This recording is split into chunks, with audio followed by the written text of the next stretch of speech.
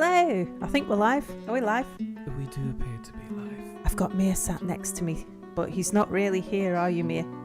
I'm doing technical stuff because we have a new fancy OBS which Sal hasn't been introduced with yet. It's got like 2 more windows. So, hello to Potato, who was planning on putting on a podcast to clean, but a much better entertainment for cleaning endeavours. Thank you. And Sans Ambassador Jim, who should be back later or catch the VOD, but do have a wonderful stream. And the key on the wall, yes, we have a new emote. It came through from Prival came through from Twitch today, so we've now got the new emote. And hello to Dragonfire, welcome to the stream. That key is a bit thin and small. That might needs to be revised. Well, I like it. I like key on the wall. Yeah. It reminds me of being trolled terribly by chat.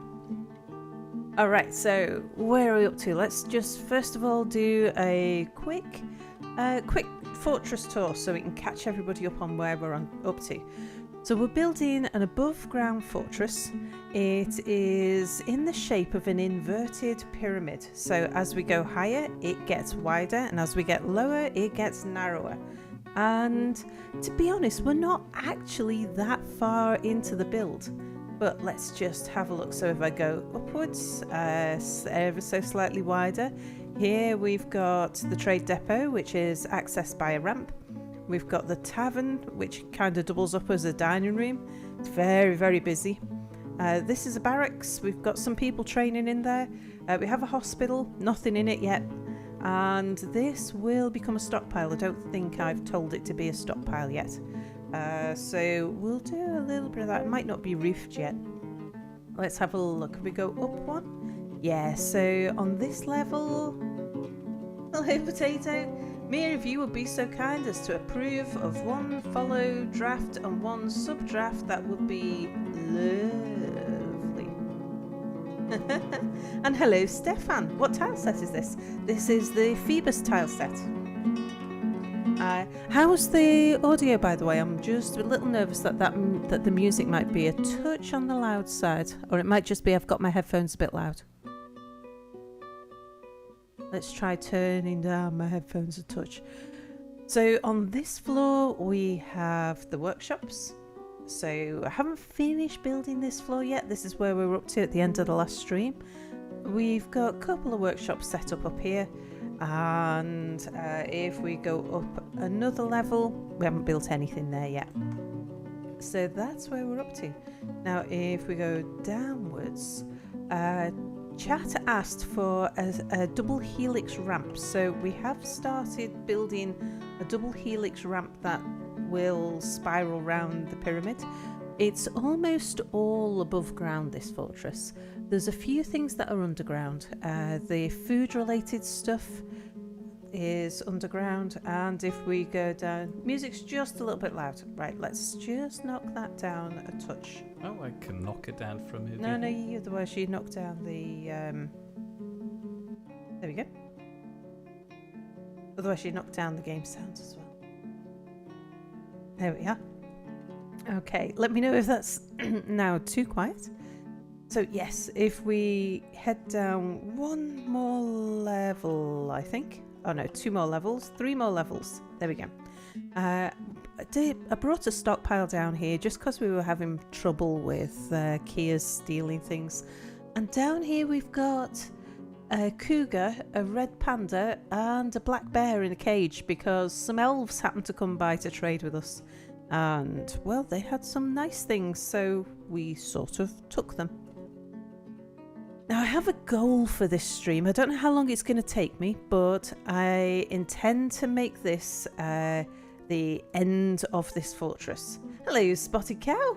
Good mood to you too. So with this stream, or with this session, because I might break it up into a few shorter streams, but tonight we will finish this fortress. One way or another, this fortress will be finished, and that's because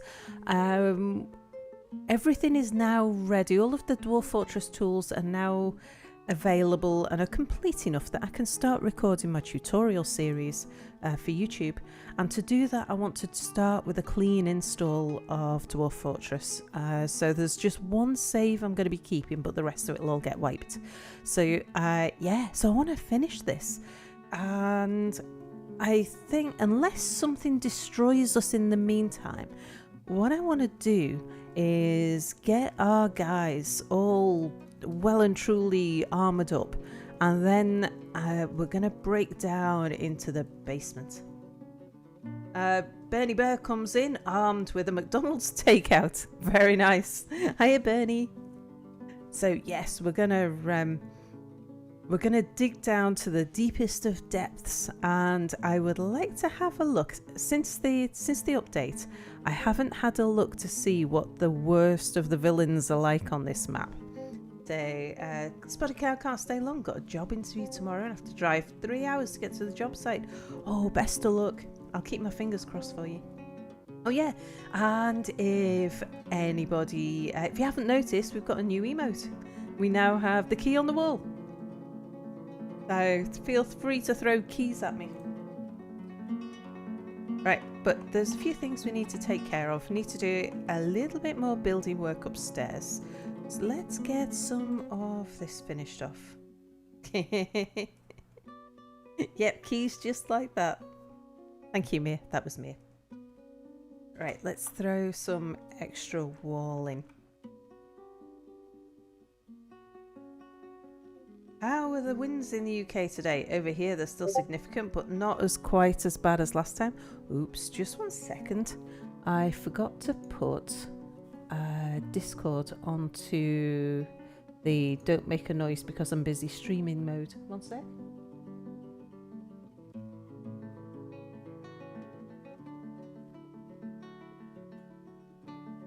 There we go, that fixes that. Oops. And we've left the ice maker on as well. Do you know, you think I need to do a to-do list so that I remember what I need to do at the start of each stream. I've only been doing this for 5 years or so. One day I'll get round to remembering what I need to do at the start of each stream. All right. Is Mia not feeling talkative tonight? No, he's not actually. Technically, he's not here. It's just that he's taking care of some technical stuff, and so he kind of needs to be at his computer next to me, which I'm actually using to stream on. So he's sort of around, but and he's... I'm vaguely present. Yeah, there is, to briefly explain, we now have a fancy new OBS with lots of new windows that Sal hasn't been familiarized yet, and in the interim, I'll be here to pull a lever or two if Sal requires. Indeed. Pull a lever, Crunk. Well done. No, don't pull a lever because we don't need any levers pulling right now. A pop culture reference that you don't understand. I do too. Oh, really? I've seen the videos. Okay, multiple of them. I've seen levers being pulled by a crunk. Uh-huh. What does a cronk look like? Like a like a little beast. Like a little. I paid more attention to the wicked witch-looking character, actually. Okay. You know the one I mean. My mind is doing a lot of legwork for you here. So I might just be interpreting it as the right thing because my mind knows what it's supposed to be. And Spotted Cow sends you a moo. Yeah. I see that. A good mood to you too. Potato says, Mia is with us in spirit, but like a ghost who can talk kind of spirit. Yeah. Big, strong, stupid guy. That's Kronk. Wasn't he quite short? Well, was he just short compared to the woman who was always shouting at him to pull a lever? No, he was taller.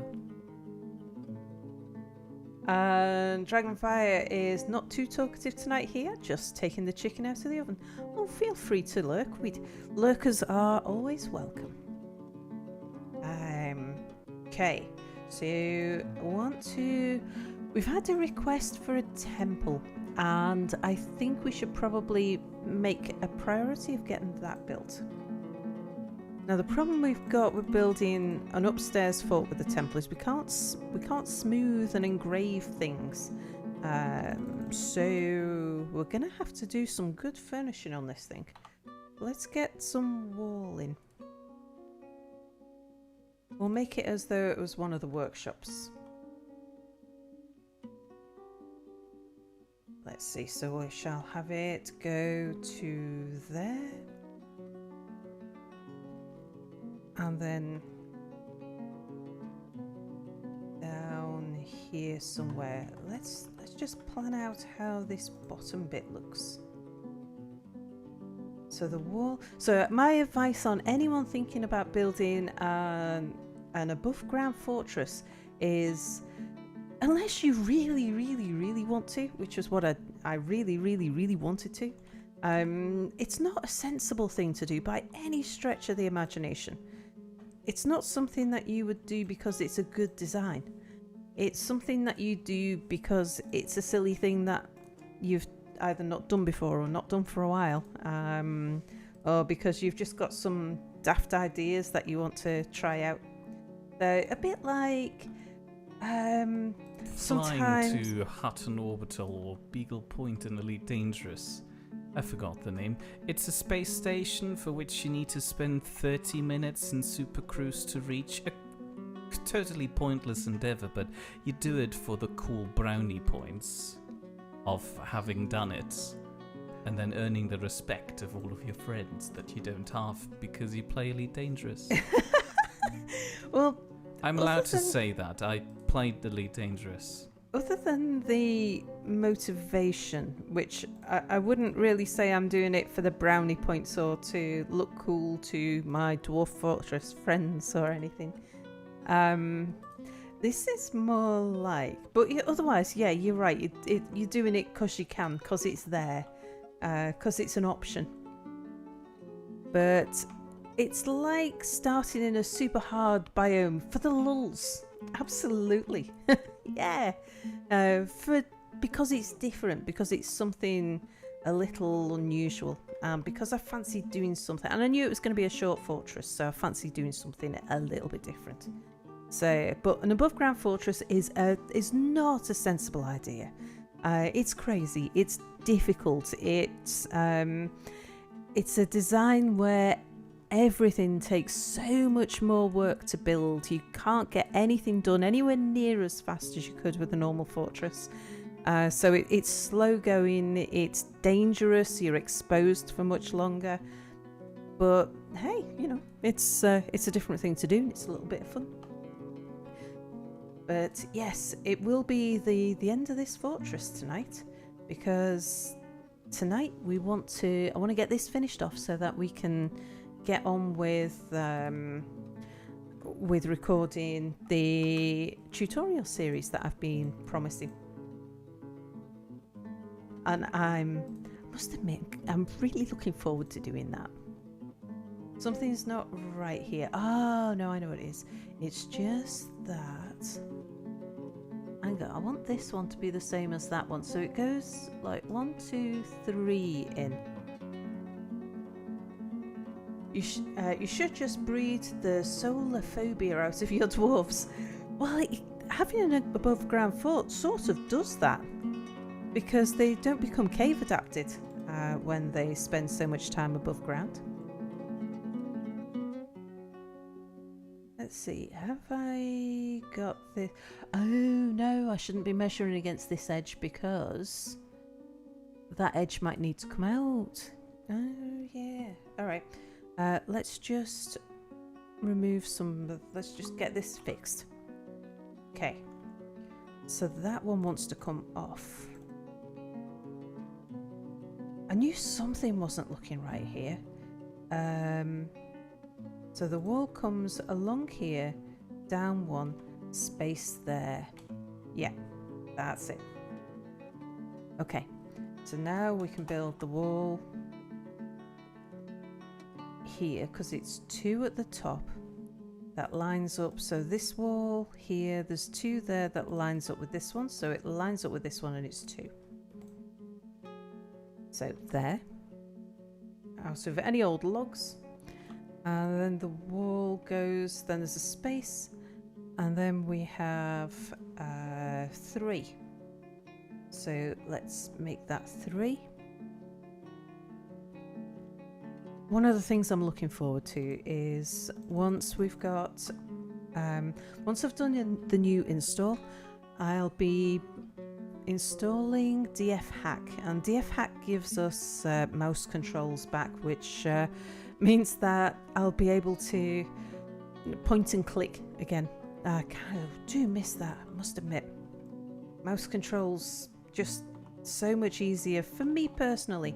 I know for a lot of people they find that the keyboard controls are the easiest and fastest way for them to use it. But yeah, not for me. I make too many typos. So we want this to be in line there, and I think that's probably it. Right, we'll need them to build all of that before they can build anything else. So we'll let them get on with it. And this is going to be our temple because we've promised them a temple. Meanwhile, we're going to go down. So let's build... Tell you what, let's dig. Let's dig a passageway that goes from here. We'll just dig it along a little bit. And then we'll go down here. So that will be a downstairs. Just there. And then we'll do up downstairs. And that'll start here. And we'll go down there. But I'm going to use a cheaty trick. Keys on the wall. Is that why you hired Mia, so he can proofread all the memos you sent out of your old workplace? Mia did do proofreading for me, yes, that's true. Oh Sal, have you thought about making an audio show like book reading, audio plays, D&D, or games that would work in an audio medium, and other things that would sound nice in 1 to 2 hour episodes? I'm certainly open to the idea. We have got the Nid Extraordinary Stories series, which is all audio. We recorded those, I think it was last May when we did the last recording of it. And then I was putting together the visuals, because I know some of you guys provided me with drawings to sort of animate it, or to put some pictures alongside it. But, and then Polystyrene Hat Phil had his cancer diagnosis and everything just went even more crazy at work, and I had to drop it. So it could be that that we bring that back as more of a podcast, and just put out the episodes of that without the visuals, because the doing the audio takes around about 12 hours to get the audio recording together, but it takes weeks. At least a week. Mind you, I've got a lot more time now, but it takes about a week of putting pictures together to make a single episode. Salamia audiobook show, yes. Well, feel free to go to Discord and pop in ideas for books that we could read. I think we could do that. Speaking of work, how's it going? How was it going in one last time? I was finding it hard to keep a straight face. I was a little more cheerful than maybe I was supposed to be, because, you know, it's supposed to be a somber moment, leaving your work and being made redundant, and I did haggle the offer that I was originally offered on the grounds that I didn't really, you know, it was like I understood why and I needed to, and it was all the best interests of everybody, but, you know, it wasn't really, you know, wasn't again. And they said, what if we give you more money? And I said, yeah, okay. and I haven't really stopped grinning since. And so going back here, ever since then, I've been trying, whenever I've been meeting with like the HR or the legal team or the solicitor, I've been trying to keep it sort of low key and sort of like, well, you know, all good things have to come to an end. But yeah, going back in, and I was like, ha ha, I'm free. And I was like, yes, I have the signed agreement here. Oh yes, it's a lovely day, isn't it? How long did I work there? It was in total, because I had several different jobs at the same organisation, but I worked for the same organisation for 12 years in total. So it were, well, not exactly the same organisation, because they changed. There was I got transferred from one company to another company, but it still counted as the same employer over that period. It counted as the same employer as far as calculating a redundancy payout. So it was, but keeping, like I say, keeping my face straight, and I'm thinking, woohoo, Gordon Freeman. And Dragonfire says, when I was laid off last year, the last day at work, I wasn't going to miss the work, but seeing friends I had worked with for 18 years was emotional. Oh, I can imagine. So for me, it was, I've had a difficult time this last year. Gordon Freeman. Yes, I am a free man. I'm no longer a number. And so people, associated that with crowbars. I crowbarred my way out the office. So what's happened over the last year is I managed a team of 5. I was carrying a vacancy at the start. Well, it's more than a year, but I was carrying a vacancy. Then I lost a guy. He left after a long period of illness due to depression. Then one of the older ladies in the team, she had a very, very serious heart attack. She was in intensive care for 11 weeks. Heart attacks, you're usually in and out of hospital within a week or two. She was in hospital in total for 14 weeks. About 2 months after she'd had a heart attack, the most experienced guy in my team, he was diagnosed with colon and liver cancer. So he went off on long-term sick, and that left, we were down to a skeleton staff, and then another one of our staff members went off sick with stress.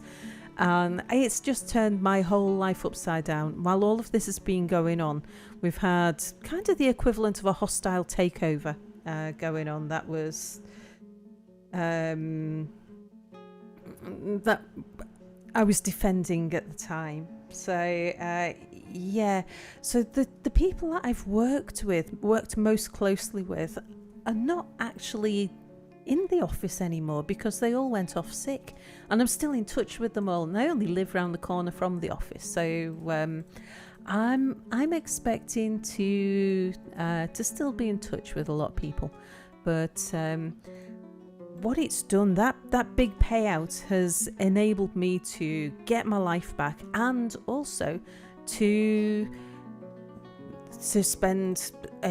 start working as a professional streamer and just see how it goes. I can live off my redundancy payout for a good number of months and see if I can build up enough income either to delay going back to work, or to maybe when I do need to go back to work, only to go back part-time, or maybe to go back on a contract basis, so that I can keep on making content, providing entertainment. So yeah, I've been doing a huge amount of streaming and recording in the background. I'm sure Mia still feels horrible about having caused Soup Lady's ordeal. It wasn't Mia's fault. Sal, I'm sorry to leave, and it would be in the best for the... I'm sorry to leave, and it would be in the best for the company that I take time of leave. Also, Sal, woohoo! Yeah, that's pretty much it. It was when we were going through the hostile takeover defense. I knew then, it's been going on for 2 years, and I knew at the start that if the takeover was successful, that what would happen with me personally was that it would have protected my job for a further 2 years. I would have been guaranteed my salary, guaranteed my position for a further 2 years before any risk of redundancy, anything like that. But I really didn't want that. And I felt as though it was in the best interest of the company, even though I knew it would put my job at risk, instead to fight to be incorporated into the group but remain as a separate organisation, a separate statutory entity, to give it its technical term. So all is good. So it was on Friday. That's the only thing about working as a streamer. Days of the week kind of merge a little bit. But on Friday, I think it was, I went into the office to go and hand over the signed agreement. And now there is one final step. I have to wait for them to send me a stamped copy back, like one that's been sealed with the company seal, and then that's it. It's done. I'm absolutely so. There's a vague chance that they might turn around and say, "Do you know, it was a good idea, but actually we think we'd rather have you back," which would be heartbreaking. Because I've so got my heart set now on being able to work as a professional streamer for at least many months. But I'm sure all of Manchester's bridges will miss all the support you've given them over the years. Well, this is the thing. I manage the people who supported the bridges. And there's going to be a bit of a merger between the back offices of the various organisations in the larger group. And so all of the people, like my team, when they come back off being sick, and Soup Lady is now back in the office, which is great. She's now well enough to start slowly coming back to work after a heart attack. It's been just on a year now. But she's... they will all keep their jobs. So all of the people who actually hold up the bridges, all of their jobs are safe. It's only middle management who had jobs at risk. Middle management in back office. So that included me, the manager of the people who hold up the bridges. And for people new to the stream, that's not really what I did, and it's not really what my team did. But somewhere along the line, I became associated with being the person who held up the bridges in Manchester. Yeah, it is really exciting. It really is. So one thing I've been doing to sort of encourage people to subscribe or to subscribe to my Patreon or subscribe on Twitch is, especially while we're going through this experimental period and working out what works and what does the future look like, and it's all very unknown and uncertain. I am offering a special offer every month. So February's special offer, if you subscribe either on Twitch or Patreon, then I will sing a song for you. I'll record a song of your choice, and chat has decided that they would like me to make it into a salbum. It's like Sal's album of songs, and so far I've got 20 songs to sing, so I'm very excited. You would get some big muscles holding up bridges, indeed. Anyway, shall we just do a little bit of Dwarf Fortress? I'm going to show you a cheaty thing. What I want to know is, where are the caves? Oh hey, only 45 views left to 10,000 views. Oh wow, really? I know I'm kind of around the 9,000 something view mark, but yeah, it's actually quite a nice milestone. Right, yeah, show you a cheaty thing. So I'm going to pretend to build a farm plot. It's a bit cheaty. It's not totally cheaty. There are ways that you can hack it and say, tell me where all the stuff is. But, you know, I don't want it to be that cheaty. But I don't mind, especially when I'm doing something like this, where it's like we're going to be ending this fortress tonight. So I want to kind of build quite quickly. Having said that, I think I've just spent the last 30 minutes paused with a black screen for a background talking about leaving work. But yeah, if we just have a little browsy around the levels, we should at some point see a bit of a change in... Aha! Okay, so what this is telling us is that around here are areas where we could build a farm plot.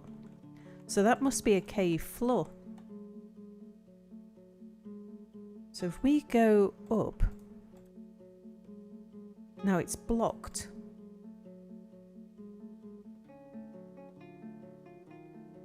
So, and it's blocked oh no, it's not blocked everywhere. Look, there's more cave there. So if we go up, up. That wasn't up, I was pressing control, not shift. So yes, so that's up one level. And have a look here. Oh, caves are there. Let's go up.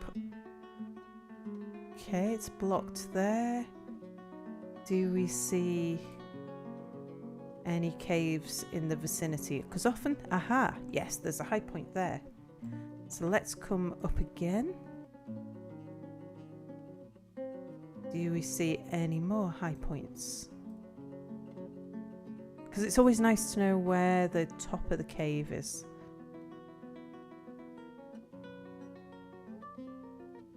It looks like we may have found it.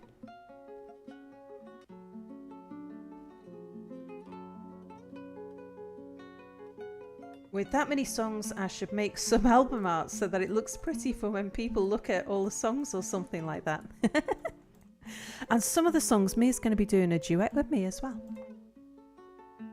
We've been having a play around to see which songs sound best if we duet them, or if he sings backing or something like that. It's been good fun actually. I got a little bit drunk last night practicing.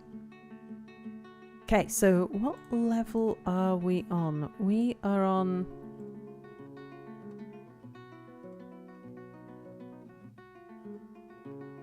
it says 18 down the bottom and 24 up the top. So we can find that again. Right. So let's find the staircase. Wherever I left it.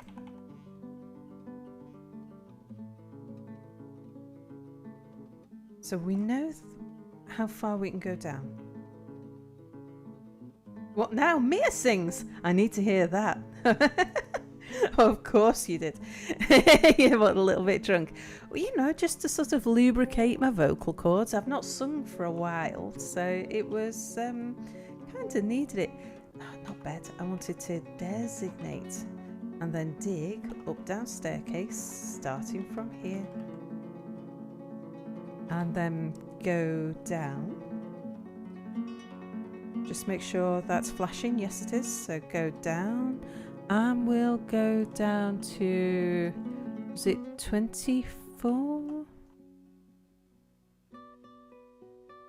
And then 19... Well, 19 on the bottom. That's one above where we were before. So we'll go down to there. We'll go down one above there. Yeah. And we can be sure that we're going through solid rock there. So let's dig another one alongside it and go up to the top. Not all the way up, just to there. Oh, I didn't mark it in the bottom, did I? Fool. To there. All right. Yeah, Mia actually is a really good singer. It's do you know what type of singing you do, Mia? I'm soprano. Are you baritone? I don't know what these words really mean, but bass baritone. Bass baritone. Bass, I think. I'm not entirely sure. Downstairs there. And let's just give them a little bit of extra corridor that runs to there. To there? Yes. In fact, maybe they would benefit from taking it all the way across like that. Alright, let's let the miners get on with digging that. And hopefully I didn't miss the cave on my way down and just find the second level cave. Those poor children. Which poor children? The miners. Oh, I see. Does Mia sing in German? Only German songs. We were singing English songs last night. Although Mia also has a song, has the option to pick a song for me to sing. And I know he's tempted to get me singing a song in German. But he's not decided on his choice yet. But that might be a thing. Right now, why is nobody mining? Let's find out what the miners are doing.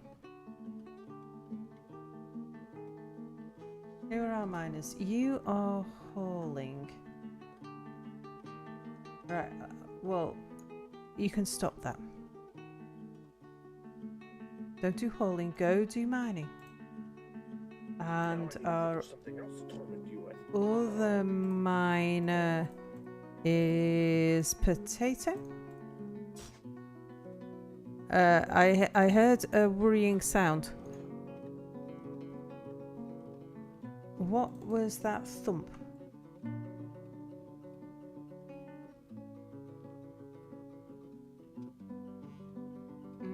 Oh, Spotted Cow, you're the mayor. Oh, you're the Baron, in fact. Sorry.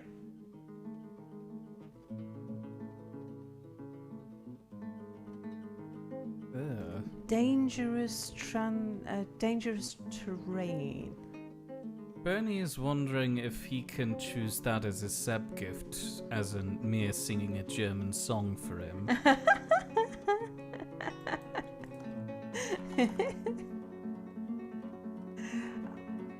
Well, you know, can't have two songs, Bernie. Have you chosen your song, Bernie? I mean, you could request a song that is a German song that we would likely...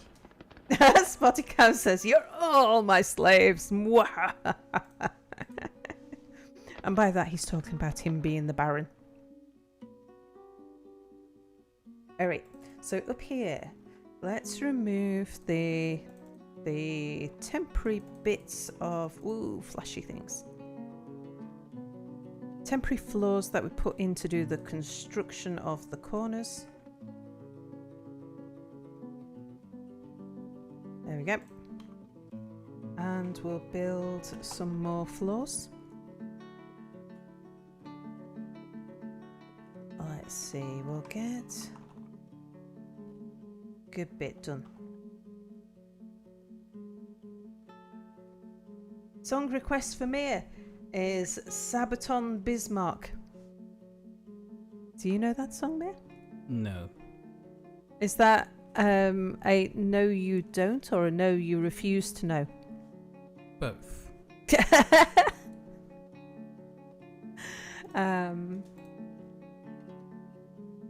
Yeah, I just need them to build that bit of lore before I can get them building anything else. Alright, well we've stuck gold. That's nice. What I would really like to find is iron.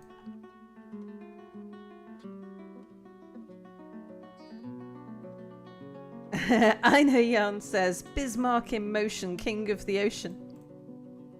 Spotted Cow says, I think you like the band, Mia.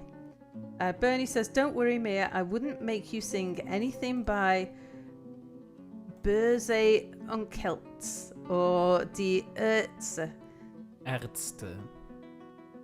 The mean uncles are the doctors. At most, I'd request you sing one of the earlier works of Die Totenhosen.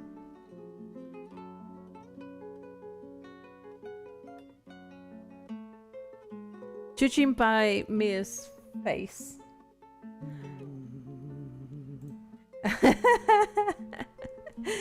I think he's a touch salty about this idea, probably on the grounds that it's me getting him to do my job for me again. He's just escaped the last year of doing that because he left the office before I did.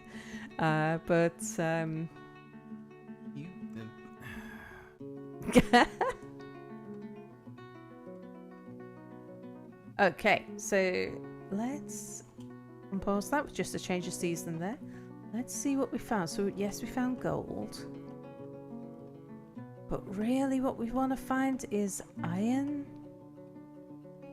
But we've not found any iron there. Okay, let's dig upstairs. Here and here.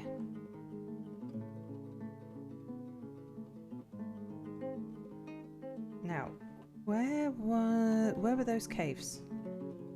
We'll break into the cave at a convenient point.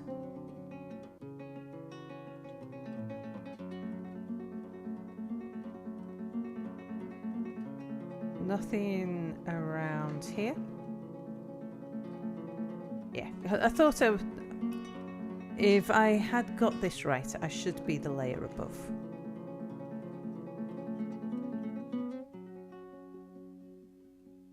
Do we break into the caves down here? Or is it one further down yet?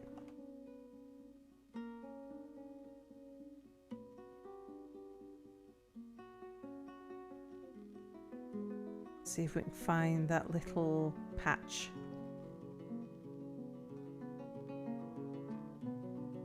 Well, there's nothing around here, so I think what we'll do, we'll dig a little sideways tunnel.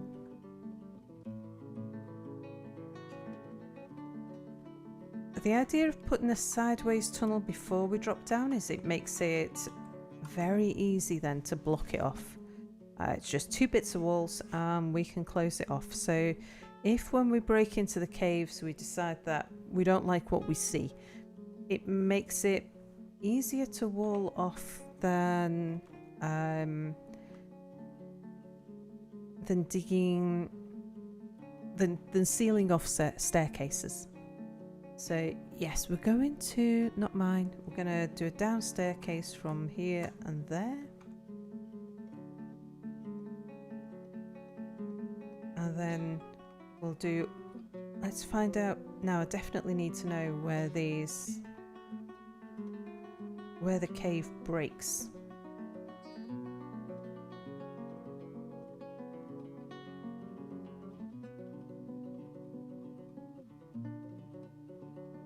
So what we want to do is come out in a convenient point. Okay.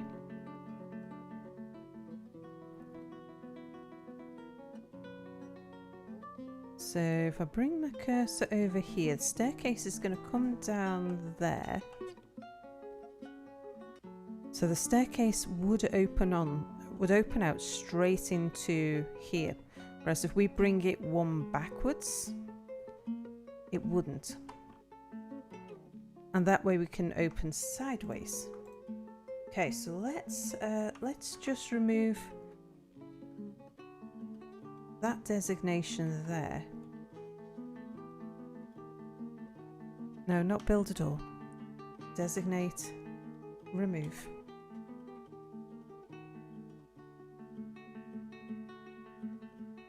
Just that one. Yeah. We can put another downstairs there in the corner. And they can walk through diagonals fine. So now we'll do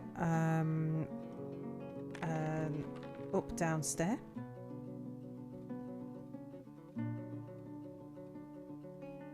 And that will go from here to there, from here to there, I think. Let's check. So again, checking the farm plots.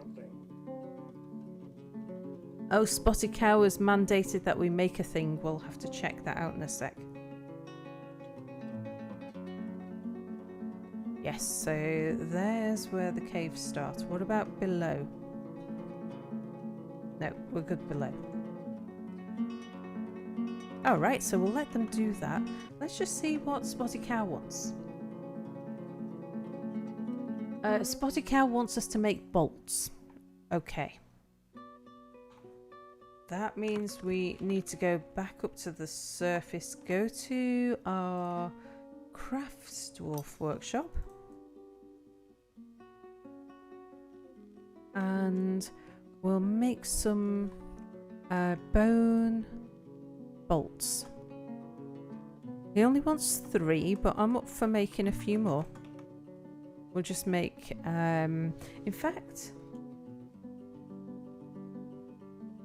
we'll make as many as we've got bones. It seems to be a sensible idea. And then if we go to the animals, I think we might have some animals that we can slaughter now. I think we'll slaughter the horses because we're not going to be using the horses for anything and we can't breed them. So we'll butcher the horses. Let's see, we've got lamb, we've got sheep and llamas, cats and dogs, pigs, lots and lots of peafowl coming through.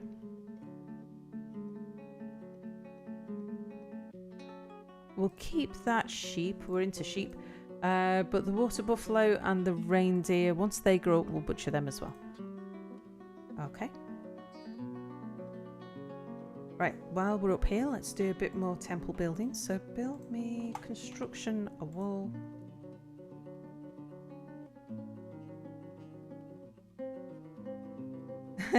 Make the best cow barn in the land, says Spotted Cow. Potato says, oh Sal, in the songs you've reviewed for recording, which one is the worst in terms of difficulty, personal taste and other factors that I couldn't think of off the top of my head? The hardest one to sing is actually Nidite Lane. It's a song which, I mean, Minty sings it in his own particular key and he's got quite a gruff voice and it's quite a spoken song as well. So that one's the hardest one to make sound good. But do you know, even if I can't make it sound good, I will still make it.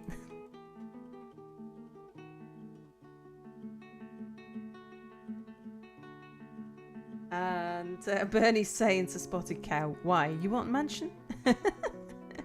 Bernie says, isn't that a Minty original? It is, yeah. It all came about because one day we were speculating between us about what it would be like if we all lived next door to each other. And it was just one of those silly conversations which was really funny at the time. It's one of those you would have had to have been there it doesn't sound anywhere near as funny when you describe it, but yeah, it was hilarious. And Minty went away and wrote a song about it. It was that funny. Yeah, let's get some more flooring down here. We want to do flooring. It'll be there, won't it? Yes, it will. So we want flooring there. And here.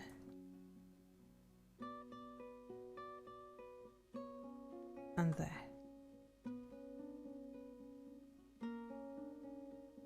Yes. We put in a little bit of wall. No, we can't. We need them to build the floor first. Okay, let's let them get on with that.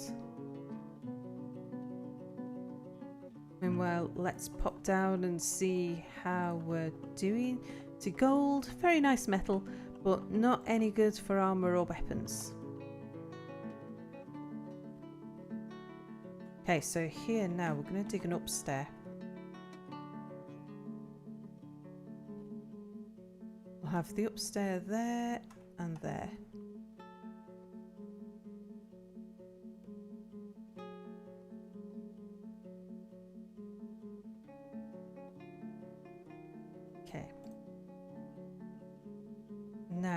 where we found that cave entrance,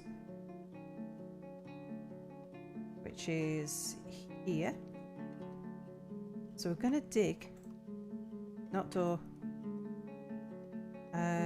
dig.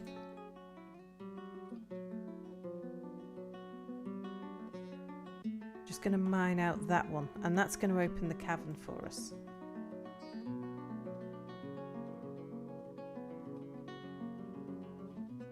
Okay, nice. Right, let's have a quick check and see what bad things we've got on the map, because we don't have any armor or weapons yet. Nothing at all in the caves that we can see. Do we see any nice metals?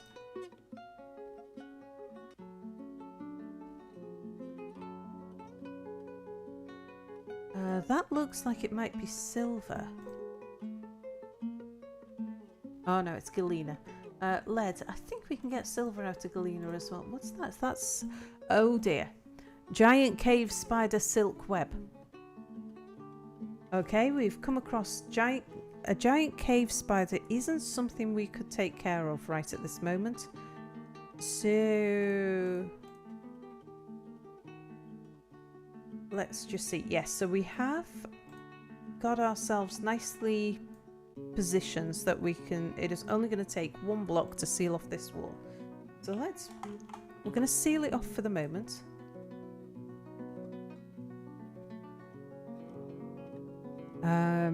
Yep, granite is the closest. We shall use granite.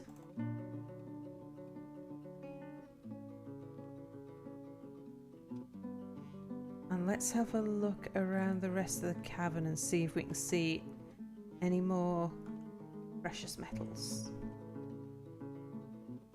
Now I can see what looks like gold. What's those blue things? Might be sapphire or something. I think that's just a gem. Yeah. Tourmaline. Okay. Ah, and a caravan's arrived. Okay. All the things are happening. I don't think we've actually got much to sell.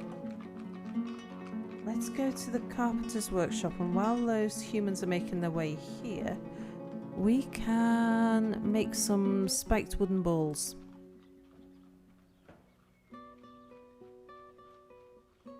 Because spiked wooden balls fetch a fair price.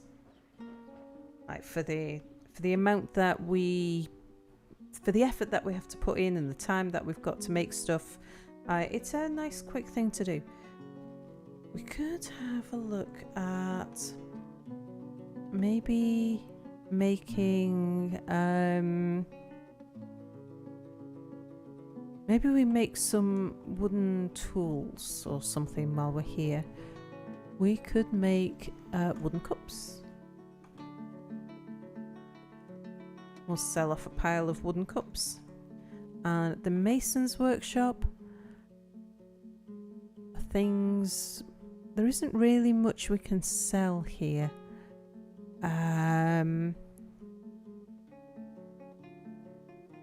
Now, it would be sensible though if we had some coffins to hand. Because someone's going to die soon, be pretty sure of that. Traders are coming, quick, make weapons to kill them with. Well, hey, thanks Potato for the cheer. Galena is partial silver, don't remember the ratio. Yeah, there is, isn't there? So when are you going to get back into RimWorld? I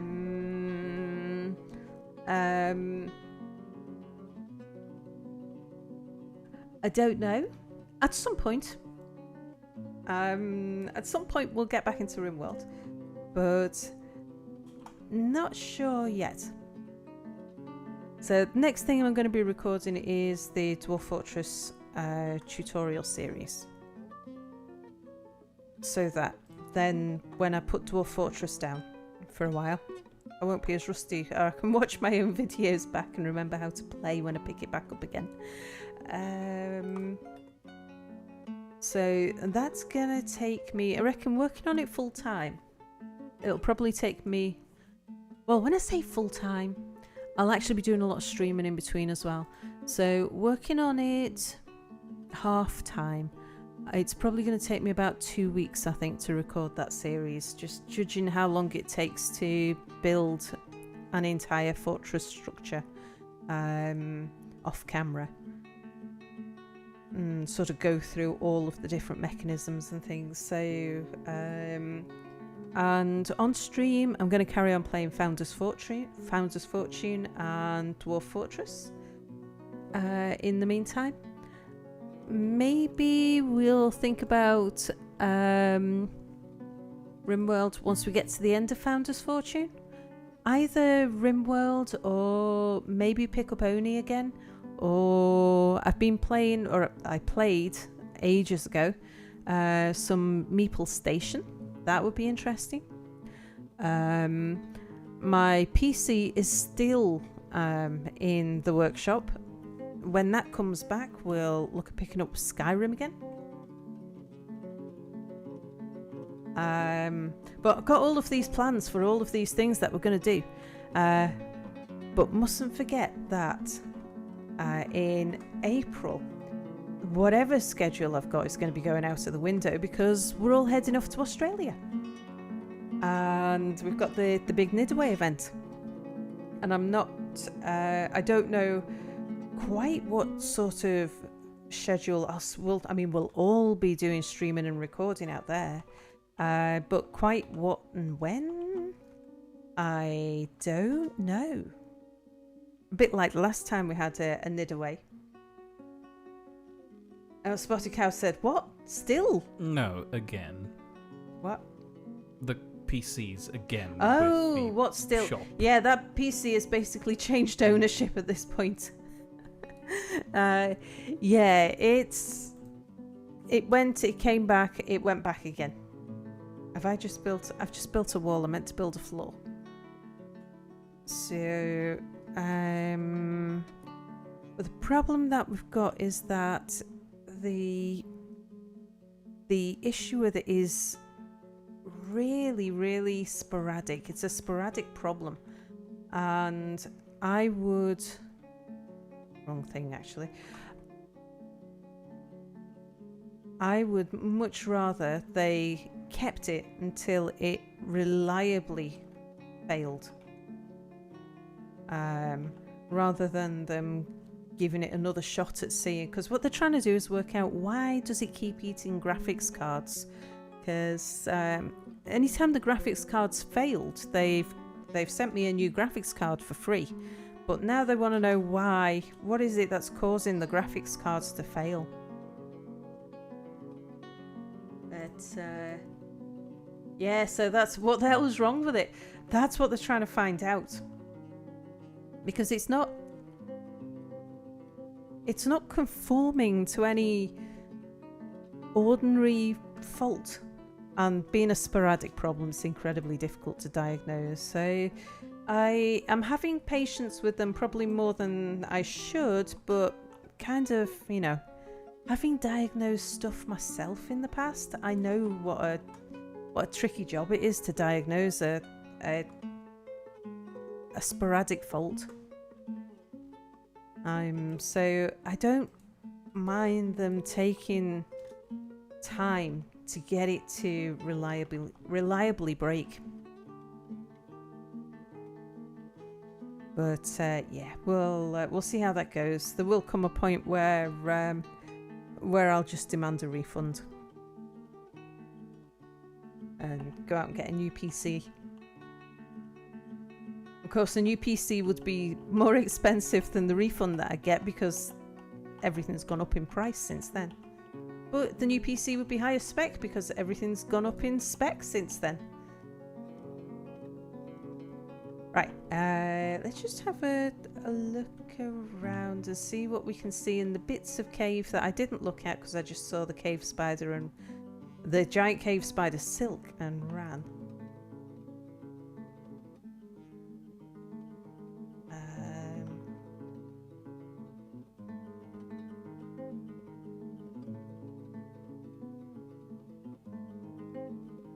one trick to uncovering the caves is to lock something down there like a cat, and the cat will go and explore. And the reason why you use a cat is because they are incredibly quick and they can usually run away faster than creatures can chase them, and they would run around and explore all of this for us. So we might do a bit of that, but let's just have a look. What are these creatures? A cave swallow. Okay.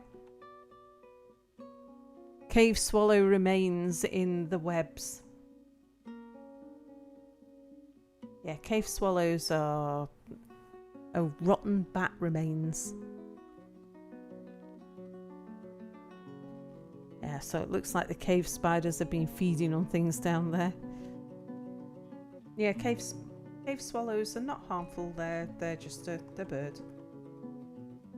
We got a bat as well. Okay. Anything else to see? I still don't see any iron though.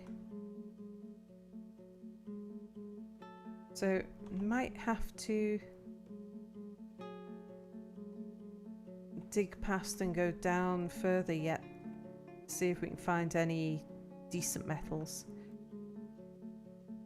Okay. So we'll do the same trick again. We'll find out whereabouts. Let's see. So where are we? Why don't they build you a new one so you can get your PC back and they can keep testing the old one? They think is that it's made out of some components that are now obsolete. So things like the 1080 graphics card, even the case is no longer made. So if they were to just replace it, they'd have to replace it with something that is better than what I originally bought, because they can't give me like for like. But they have a reasonable, under law, they've got a reasonable amount of time to try and fix it. But they're certainly pushing the limits, at which point it becomes a case that they would have to give me a refund.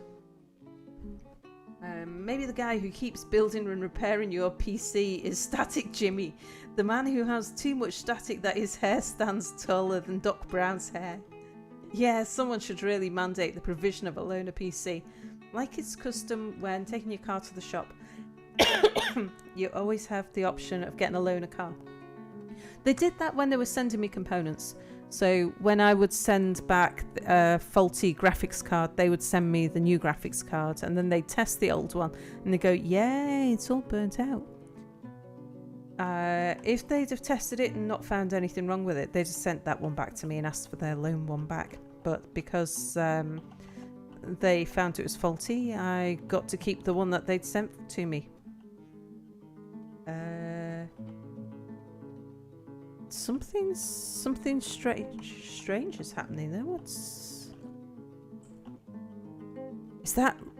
No.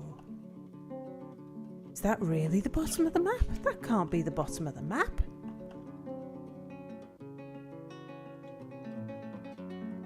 It's not going down any lower. Oh, I'm really curious about that. So it says here we're at level 89, but I can't go down any further. And we can see that there's definitely a cave somewhere around here, because that's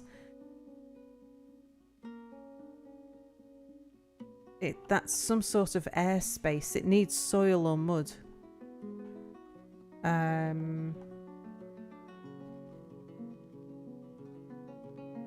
Something bizarre is happening there.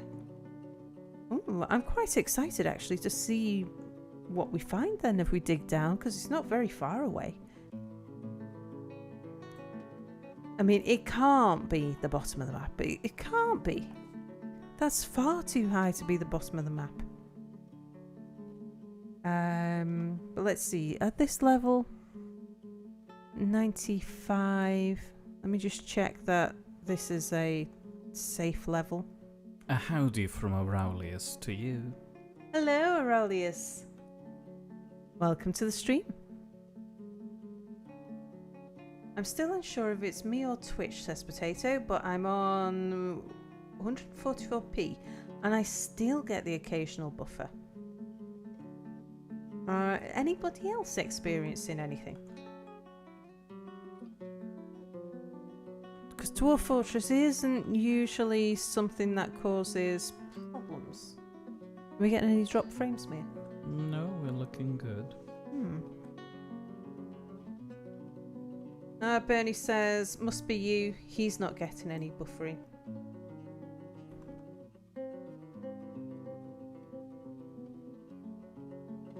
Okay, top of the caverns there. Let's come up to... So 95. We're going to dig down to 95. Oh, hang on. What's that? Okay, we've got another cavern at 105.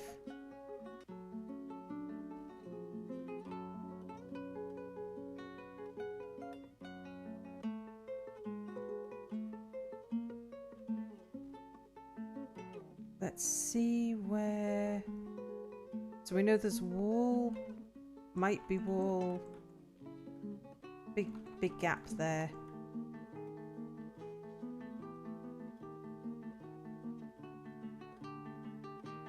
We're about here, yeah, that looks solid.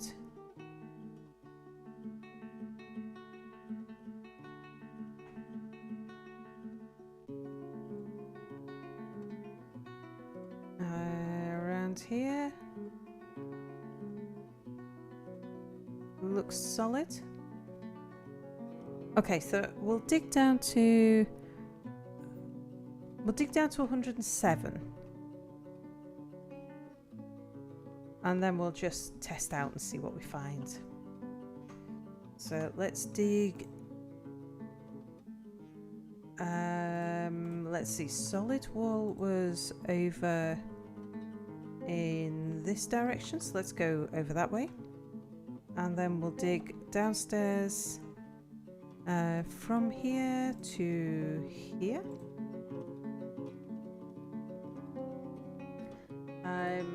Let's see.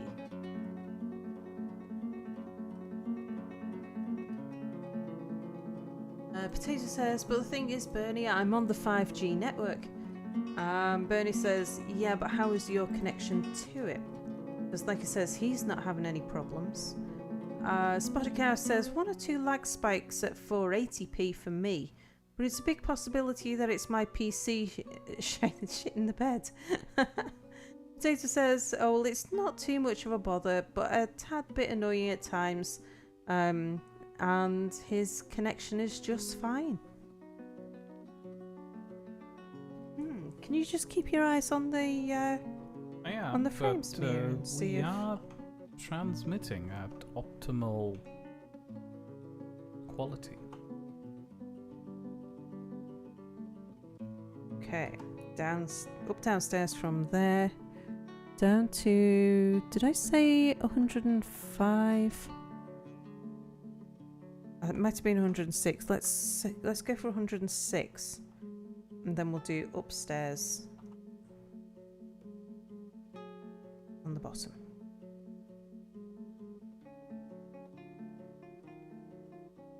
Let's see what we find in Cavern Layer 2. Einherjan says, just got a marble door as my 5th artifact. 0.47 giving me some seriously good... Oh, whoops. Giving me some seriously good RNG. Yeah, nice. The gods of RNG are shining upon you. Data says my ping is 8 and my download speed is 57 megabits per second, so I'm just going to blame Twitch. I mean, it could be, because you'll be on a different server to Twitch server to the Europeans. So maybe it's just twitching Canada that's having a bit of a thing. Bernie said, I had a problem a few days ago where my Wi-Fi connection dropped to 3 or 4 or 5 bars during someone else's stream. But even then it was relatively smooth at 480p. Potato, that or the Ram Hungry Chrome. Maybe. Alright, where did we break into this cavern? I thought I'd measured more carefully than that. Obviously not. Let's cancel that staircase that we're building. So that staircase is not in the ideal place, the one that we've built, I don't think.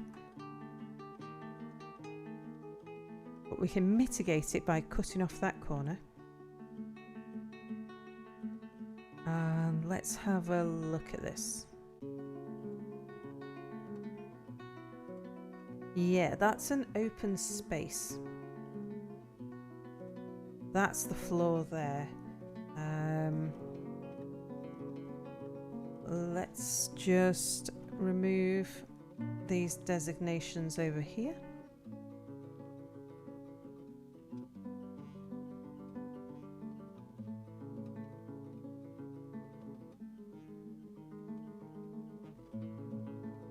So I think what we'll do, let's work out where we actually want the staircase to fall down then. Probably through the middle.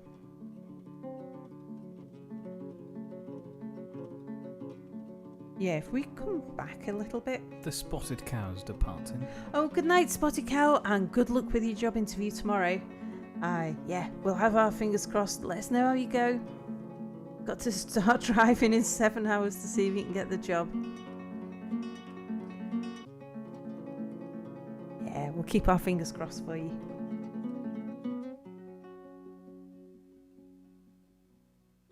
Okay, let's work out where we want these then. So we'll bring it along here. In fact, we might just take it the other side. Do up downstairs. Just going back up. Yeah, so we could do up downstairs.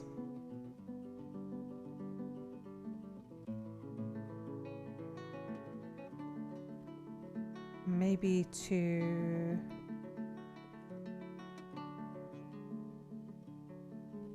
ooh, hot stuff. That flashing orange is telling me that there is lava around there somewhere.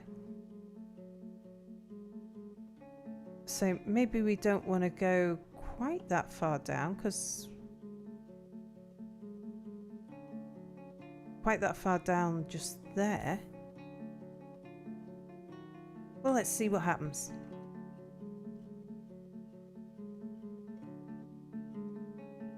But we'll need to dig.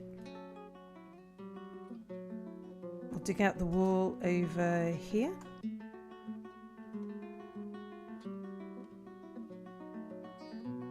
And what we're going to do about this shaft here is let the miners come back up. There shouldn't be anybody down there. Yep, and then we're going to build walls. And I'm just going to wall it off.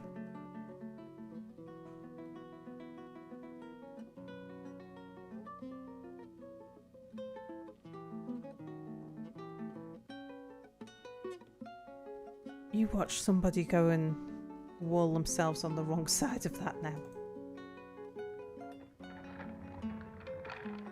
Oh, merchants have arrived. Let's go upstairs.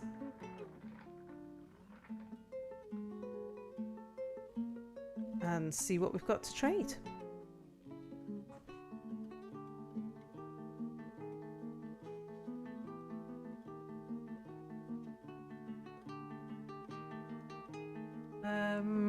Apple seeds.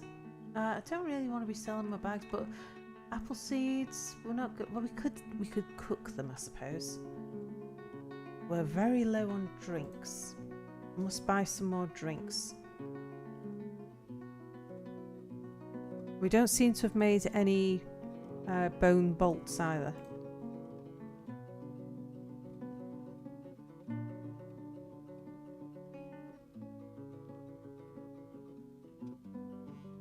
Well, we've got 2 spiked wooden bowls made. A worn out pigtail cloak.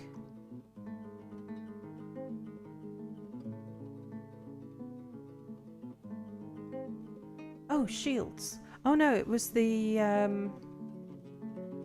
well, we can sell them a bunch of shields. Because anyone who wanted a shield would have got a shield by now.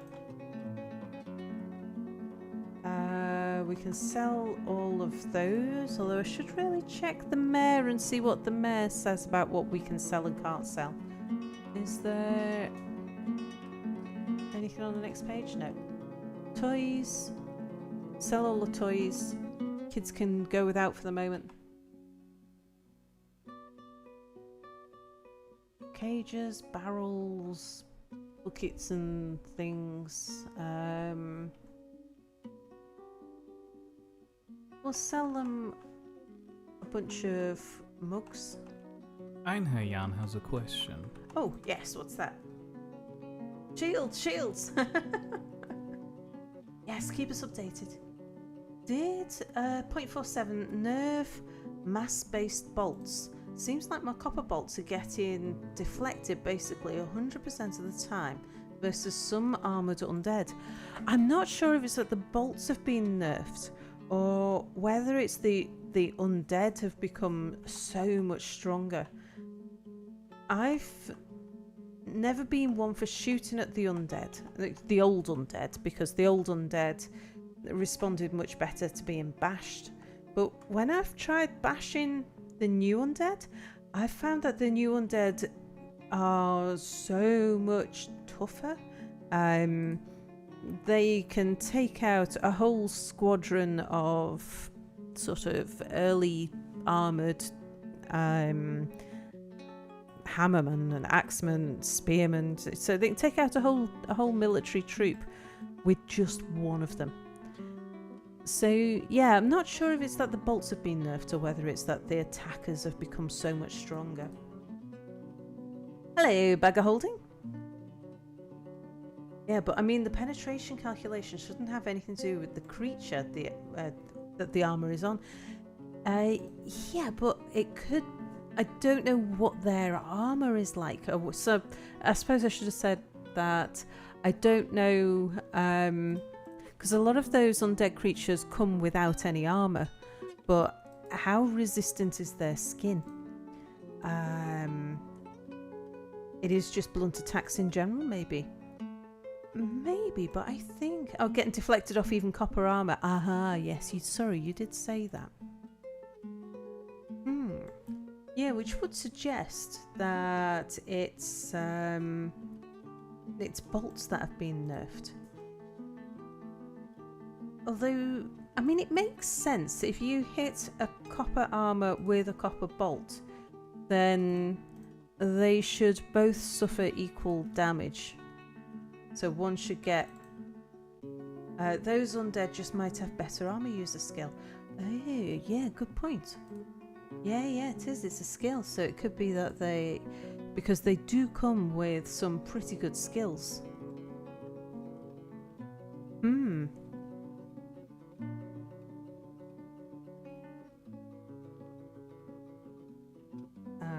We'll see if we can get a decent price for the splints and crutches.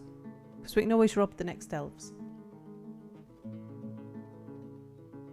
And we'll ask Tammy to make her way to the trade depot. So they shouldn't be too long bringing that lot up. There's not too much to bring up. Meanwhile, I had best keep my eye down on the caves. Just make sure that nobody walls themselves in on the wrong side. So, a quick update for people. Let you know where we're up to. Human diplomat. Thank you. I was almost down to where I needed to be. Yes, a human diplomat has arrived. Very good. Oh, look, we're getting more cherry blossom falling. That's so pretty. Right, have you have you finished bothering me now? Yes, this will be the last night of this fortress. That I'm looking to bring this fortress to an end. What was that? Oh, is that just a crundle or something? Let's have a quick look.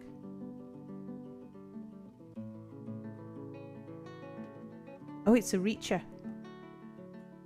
Okay, that's fine as long as it's not a dwarf on the wrong side of the wall.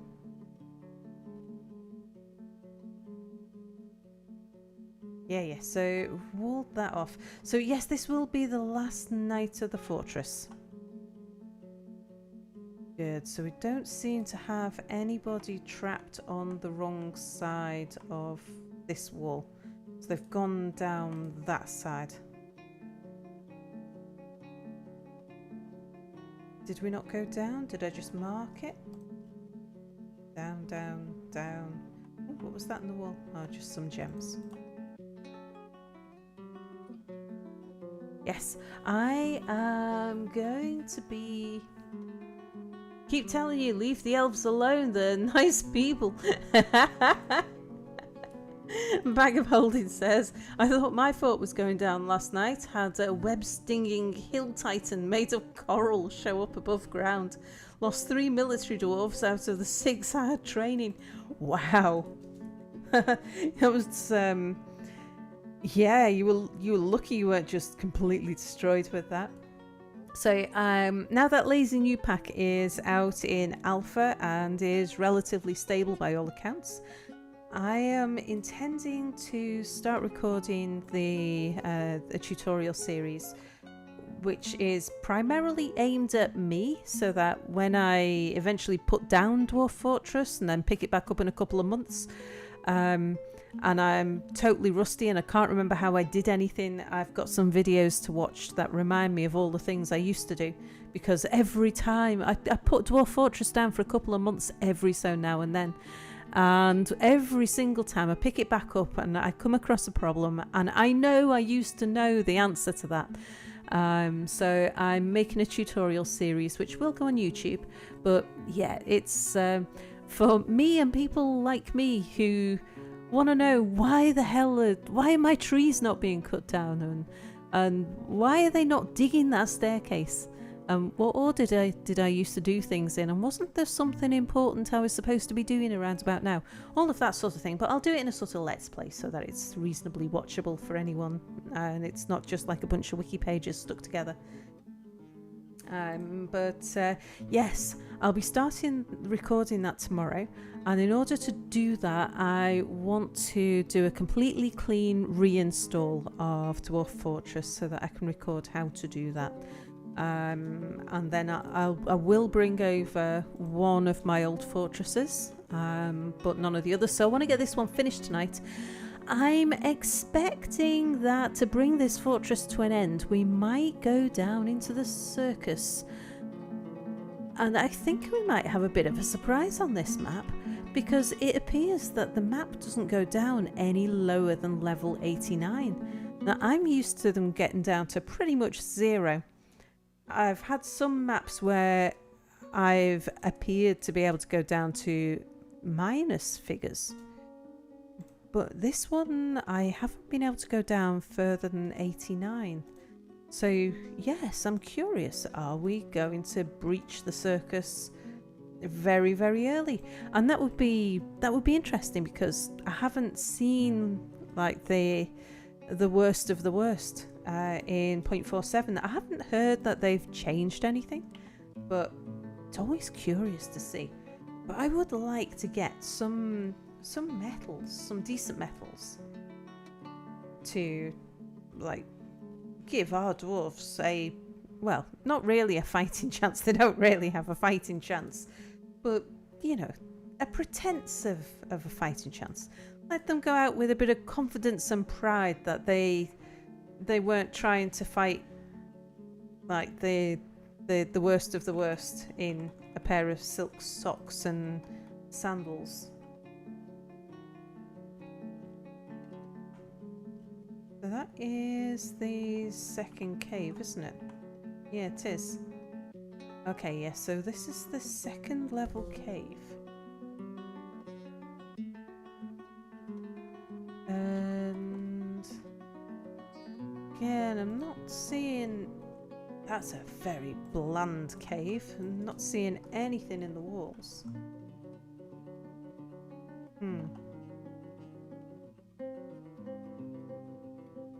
This is probably Armok punishing me for building an above-ground fortress out of wood. He's saying, well, obviously you don't need the ores in the ground, because like, if you did, you'd have dug for them by now.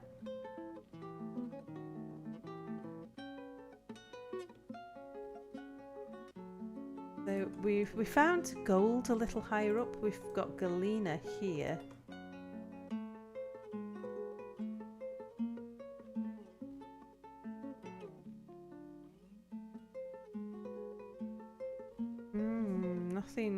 Nothing special there, though. Say hello to Oafsalot. Hello, Oafsalot.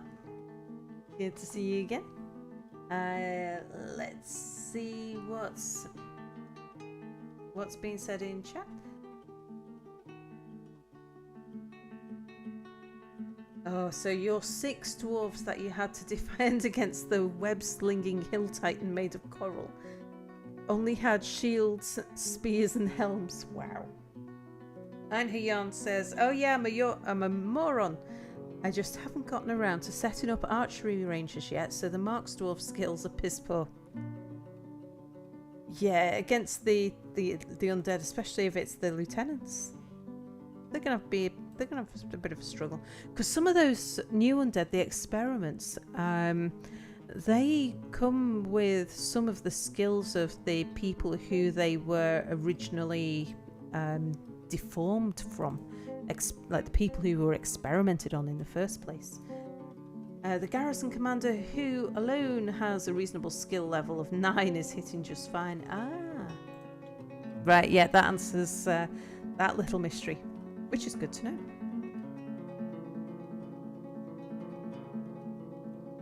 Yes, I think Armok is punishing me for my my hubris.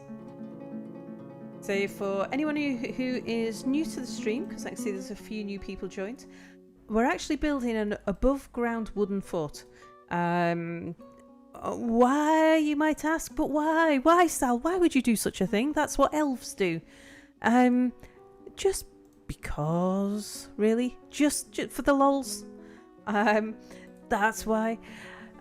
But I'm trying to find some metals. So far we've found gold and galena, but I haven't found anything, not even like tetrahedrite that I can make armor out of.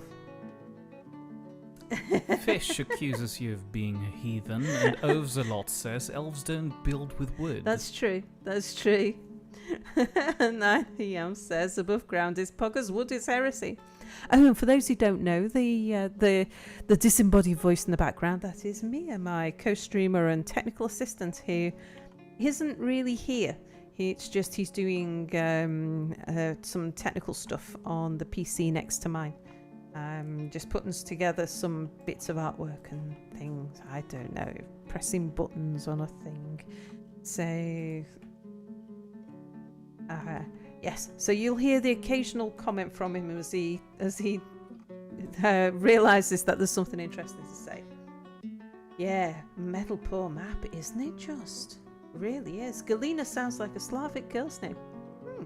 Do you know, I don't know where the name Galena comes from. It is a Latin name for lead, but I don't know. It might be that there's something in the root of the name. Never know.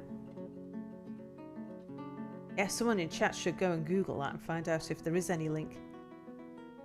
Okay. And so not only have we got a terribly metal poor map with, so far we are down to, let's see, down here we are level 103, and the only metals we found are gold and galena. But it would appear that the map stops at level 89. So immediately below here must be the 3rd level, and I think that goes immediately into the circus. So, but I kind of want to know. I want to know if that's the case. I was planning on doing a fairly lengthy stream tonight to get this fortress finished so I could start recording my tutorial series. I'm doing a fresh install of Dwarf Fortress with DF hack and all of the good stuff, and then playing a big fortress with all of the trappings and going through all of the gubbins. But yeah, so we are going to be finishing this fortress tonight, but if I am not quite sure how much further I can dig down, but I did want to armor my guys. Let's just try the farm plot trick one more time. So if we build a farm plot, let's build a nice big farm plot. And right, I'll put it directly over where our current staircase is. And let's drop down from here. Okay, so there is something there. We see the change in the description. So that is probably empty space. And that's at level 93. So that'll be the third cavern. So this is probably the magma sea. Yeah, and then we hit 89. And I can't go any lower, which suggests that there is no lower to go. Do you have DF hack loaded now? No, I don't. So DF hack, I will be loading. I've got Dwarf Therapist, Sound Sense, and the version 0.4702. I downloaded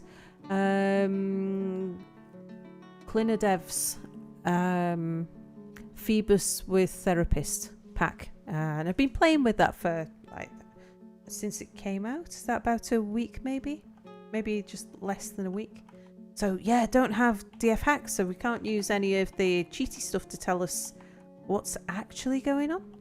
But it just seems a bit strange to come here and find that there's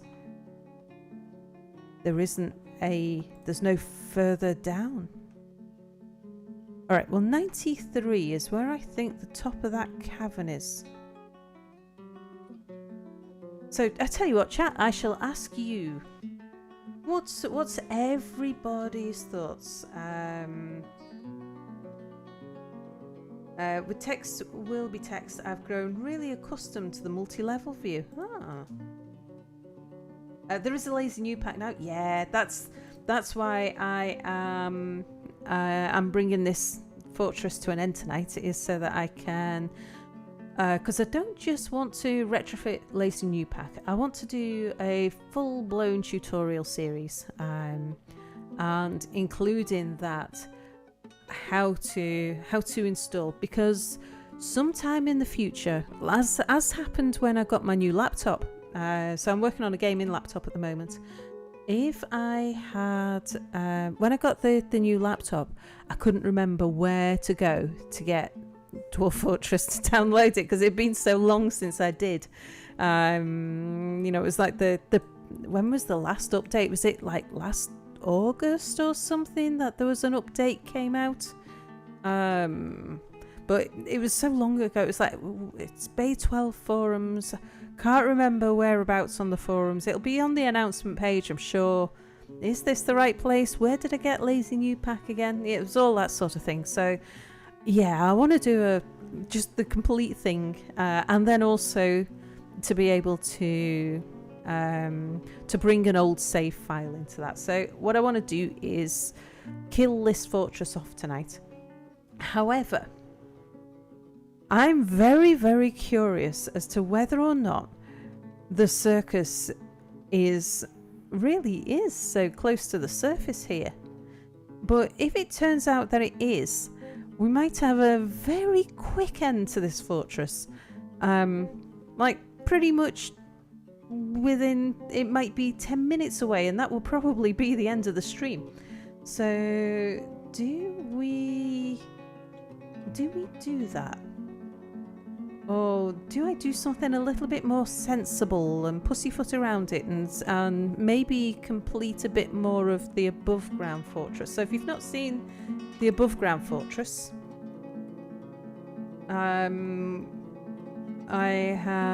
we've pretty much completed the temple up here. I haven't even told them it's a temple yet. We got a petition for a temple. I don't know if we can build a temple that doesn't have a roof. We'll find out. Meeting area location. Add location. A temple. Oh yes, look, we can have an open air temple. However, I can't remember who it was who wanted. Someone gave me a petition for a temple. Bell Sweetness Youth's The Saffron Spring has got 34 worshippers though, so probably related to him or her. We don't appear to have a specific sect. Ah, hang on. Aha. Oh, the new cult. Oh, I bet it was them. Yeah, I'm gonna say it was probably the new cult that wanted this temple. So we can say, you guys, it's yours, the future temple. Yes, because in the future, if we hang around long enough, it will be a temple. It's probably not a temple yet. I imagine that it's not really decent enough.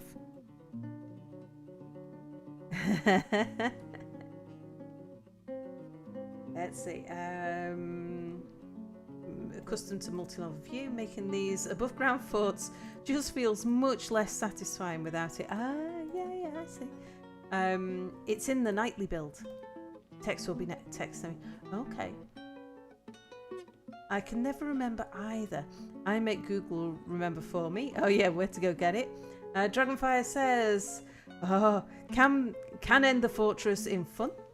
The last time I did significant above ground fortress, it was to see how well it worked defending from sieges.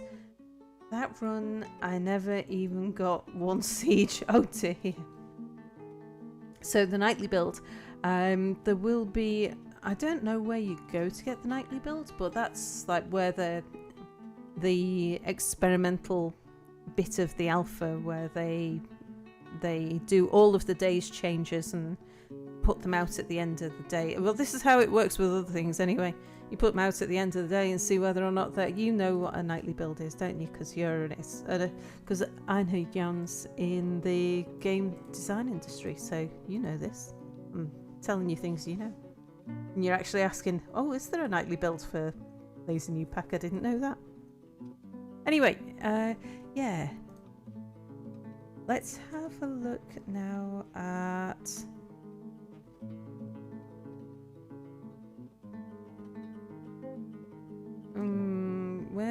Where's the... Yeah, there it is. I want to have a look at this. How do I look at this? Oh, but while you're here, yeah, don't unsuspend that. So it's not Q for query, it's not K. Einherjan wants to know what a nightly build is. Oh yeah, we're just talking about that. No, I think he's questioning the fact that there is a nightly build. Oh, never mind. I say, because Einherjan, he's gonna know about nightly builds. He's in the industry, in the tech industry.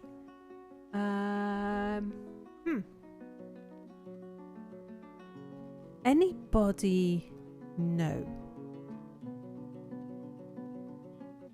Because if I've got DF hack, I would press I and I'd go over here and I'd click on it and it'd tell me.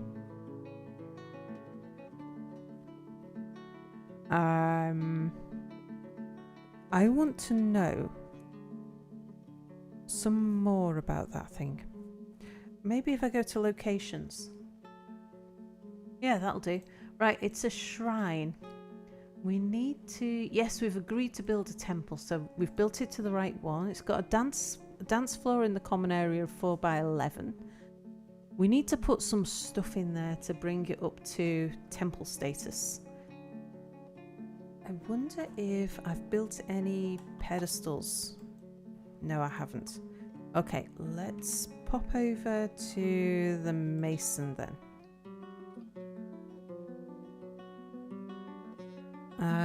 Who's busy making rock coffins.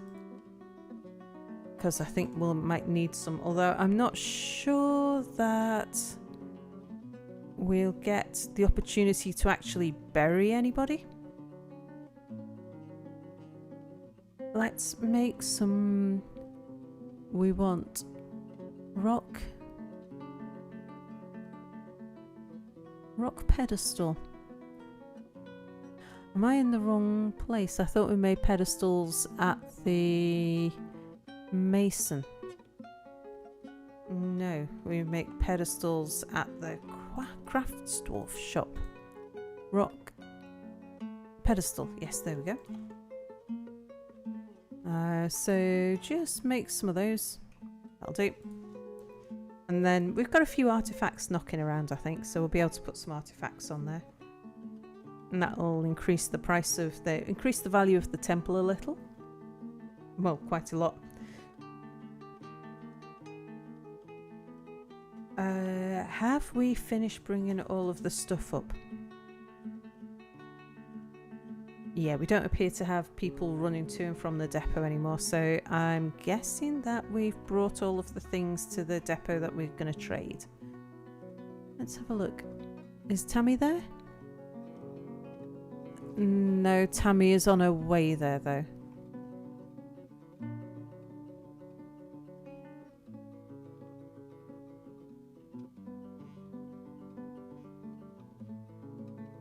Okay, are you there now? I just spotted somebody walking into the depot. Yes, you are. Oh, we've got a ban on selling puzzle boxes and shields. Oh no, they're the stolen things. Okay. Well, we'll not sell the stolen things that they don't want to take.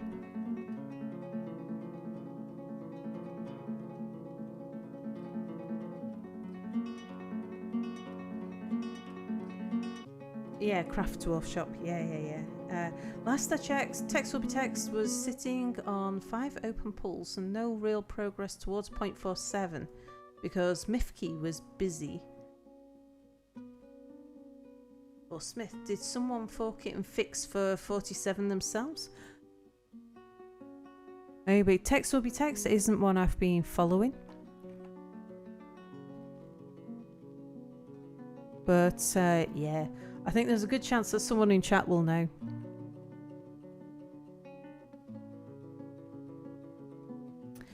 Fancy them not wanting to buy any of the elven stuff. That means that we've not got a lot of cash.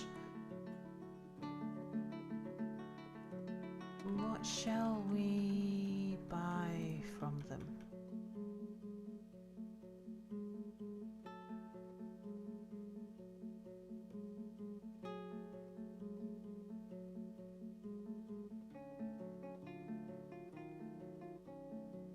Just contemplating buying some rope, but I think so that we've got at least one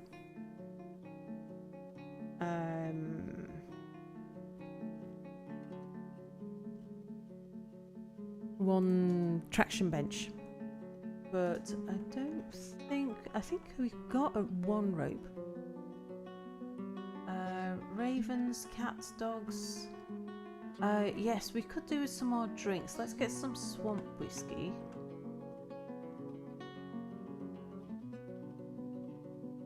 And we'll get a bit of beer and wine.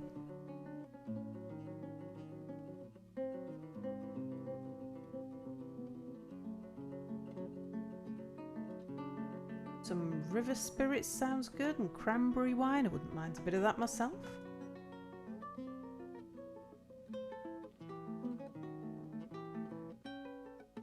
It's just getting the right page for text to be text. Very good.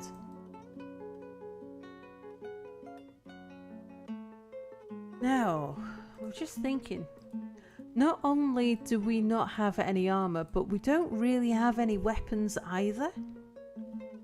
Not that, I mean, if we break into the circus, it doesn't really matter that much, but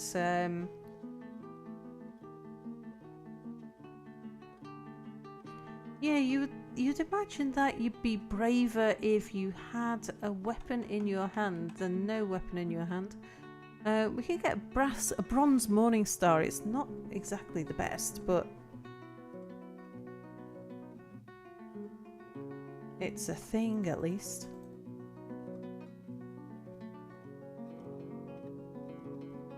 A flail? We could get a flail, an iron flail.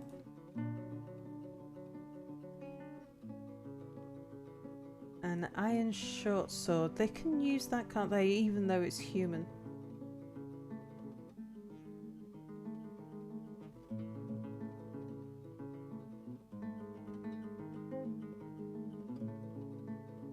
I mean, we could, if I'm careful about it. Maybe instead of breaking straight into the circus, we actually go on a bit of a hunt for adamantine and see if we can make ourselves something. Because even though I've not been able to find like any metal at all that I can make anything out of, we could make war hammers. I could get some smelting going of the galena to get some silver to make some war hammers. I say not that it really matters, because nothing that we can make or do is going to help against like what we're gonna find down there. But yeah, bit of Dutch courage for the guys.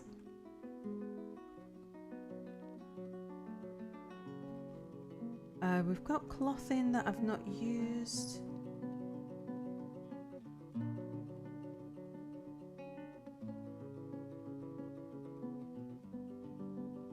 And we've got leather in that I've not yet used. So I don't think we're going to live long enough to need to make clothes for anybody.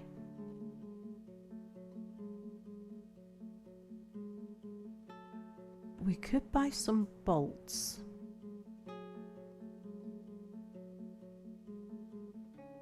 Get some extra bolts for our crossbowmen. That is probably as much as they will let us take at the moment. Let's just see if we can get away with adding a little bit of extra meat onto it. Nothing quite like some halibut sweetbreads and horse eyes.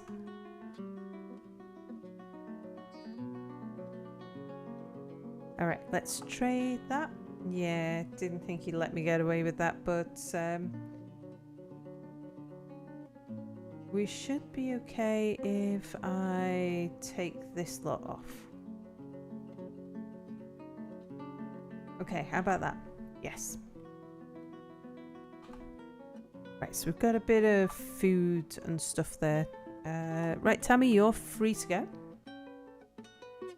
Much to discuss. Okay. It's such a pleasant place that we've carved out for ourselves. Why, thank you. That wasn't what I was expecting you to say. I was expecting you to tell me that there's been a lot going on in the world. Oh, much to share. Okay. Thank you. It's been an honour, noble Spotted Cow. I bid you farewell. Spotted Cow has gone off to bed this evening now because he's got a job interview tomorrow. Right, back down here. So first set of caverns. Second set of caverns. When we were looking to dig here before,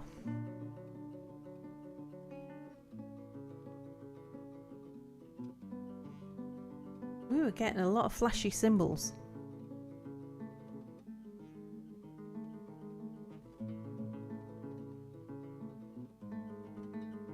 we got?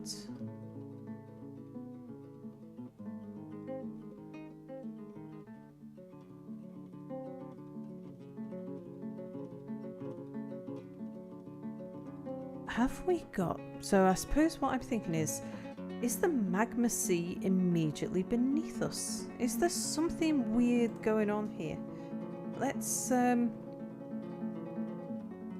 see how far down we can drop a staircase here.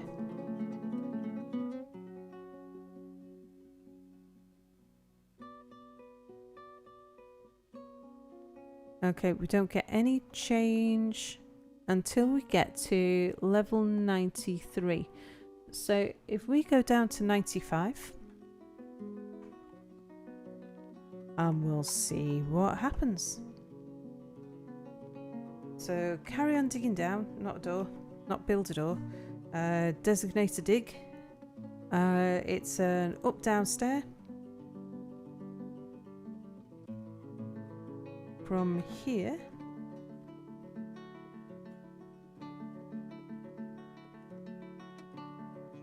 take it down to 95. Let's see what we can see.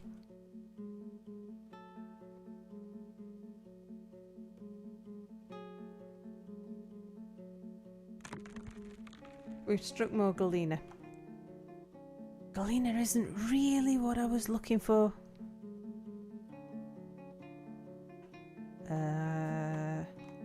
What's happened to the up-down staircase there? Did it find hot rock? Is that why it's... Hang on, let's just check the announcements.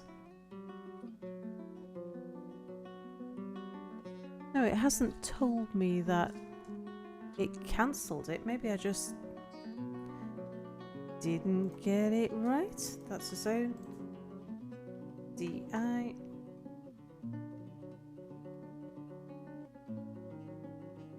Potato says, is Mir around? He's just in the thick of a thing at the moment. I am vaguely around. Why? Ah.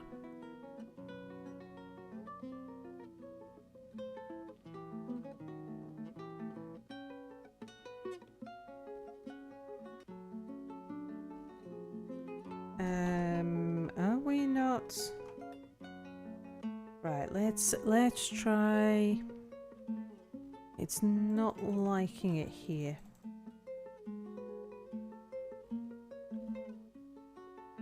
So we'll just remove that. We'll come back up to here. We'll dig a little further across. Which is probably a sensible thing to do anyway, because it means that we can seal it off relatively quickly. In fact, let's just go for a single corridor there, then we'll drop it downstairs there, and then beneath that downstairs we'll go for up downstairs. We'll drop that down to 95. Yeah, and we'll see what we break into. It should be that we're getting somewhere around about the magma sea, so I would expect to be told if we're breaking into something terribly bad. Aha. Yes, warm stone. Is it all warm stone?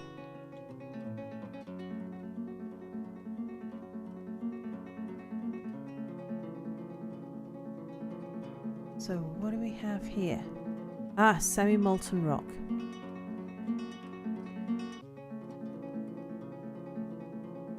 Maybe then...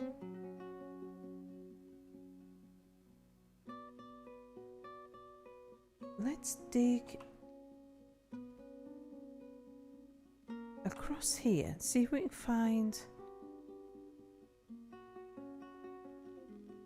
the top of the magma layer.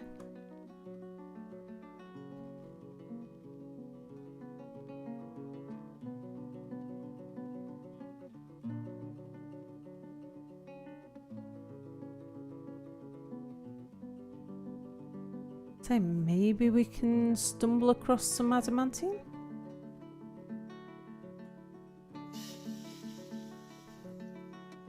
Okay, so he's found hot rock there, but that hot rock will be beneath him, I think. Could, of course, be above him in theory.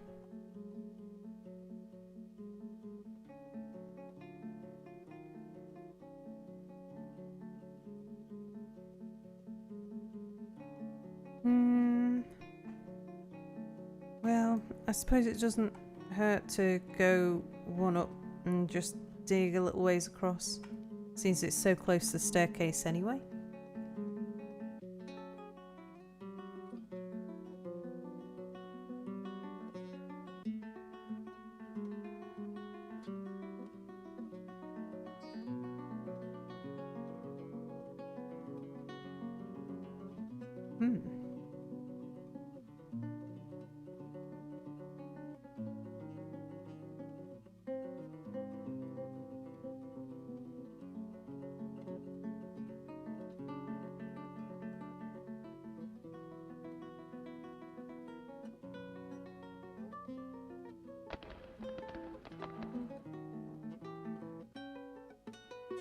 Okay. So, aha, there's hot rock there. Yes, what hot rock is this finding?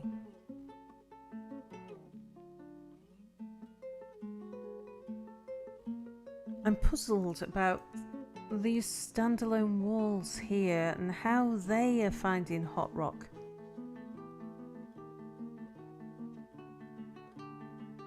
I mean, is it that there is lava immediately beneath this?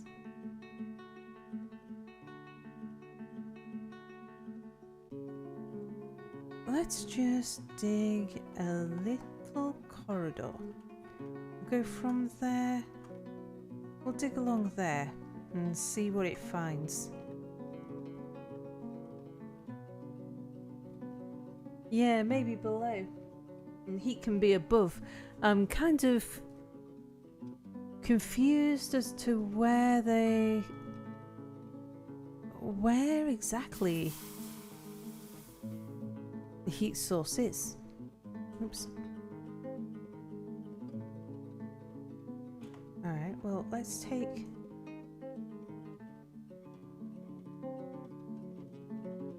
that off. So if we go up, we know that it's not above us. So it can only be below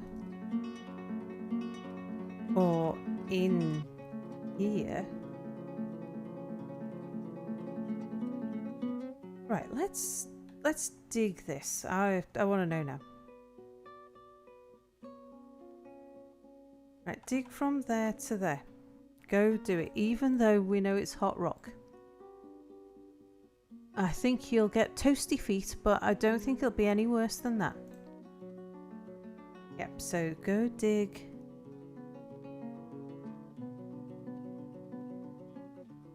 That one.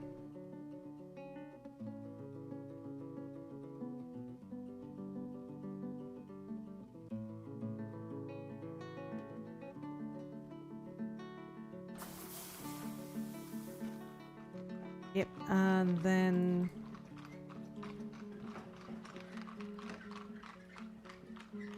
the next one. I don't suppose you remember where you set multi-level to a given value automatically. I've apparently forgotten. Oh, is this in text-to-text? Curiosity kills the dwarf, Sal.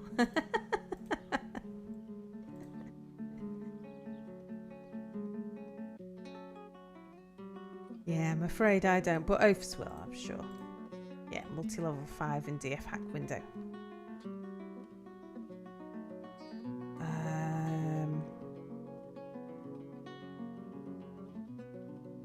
So that suggests that if we dig down to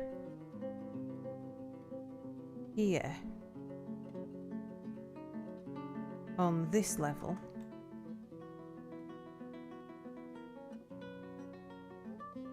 That should give us the top of this lava.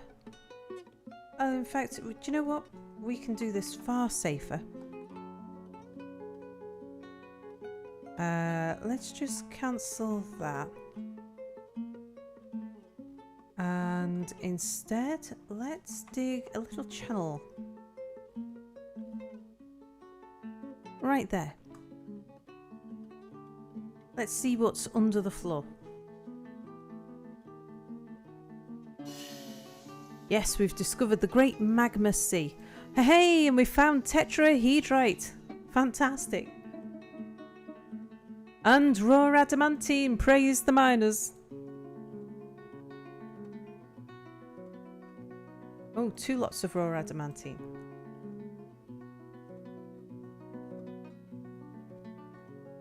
I'm almost as excited about the tetrahedrite as I am the adamantine. Yeah, channel 1 tile out above, indeed.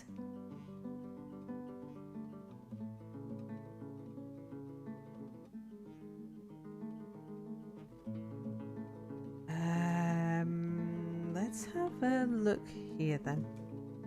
So, yes, we've got tetrahedrite, so we've got copper. And we have adamantine over here. So I think we'll dig a little tunnel over to here. See what we can do about getting some of that out.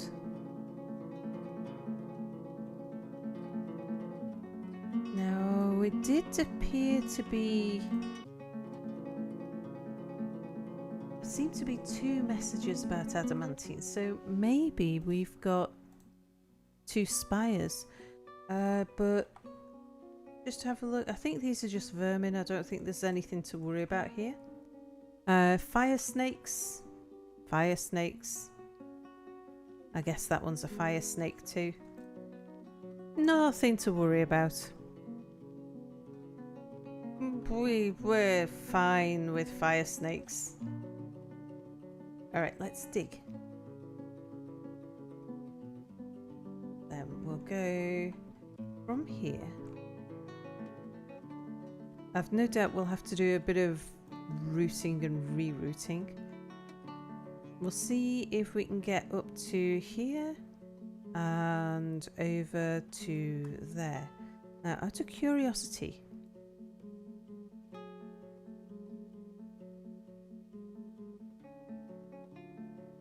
I am going up here.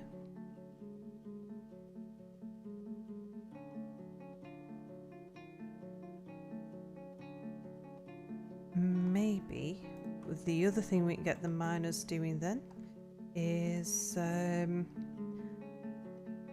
let's find the where we think that spire is. Like, that's a good place in the spire.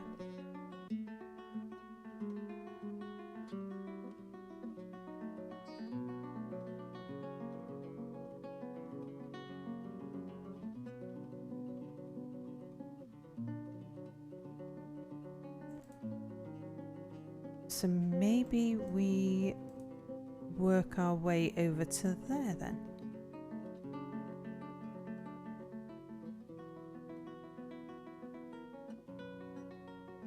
And we know we're the level above the hot burny stuff, so we can just tell them to keep on digging anytime they get through. Anytime they pause. So let's just make that too wide the whole way, so when one miner cancels, there'll still be another miner in the vicinity, and it'll actually go faster when we try and mine twice as much, just because we know there's going to be a lot of job cancellations in building this lot out.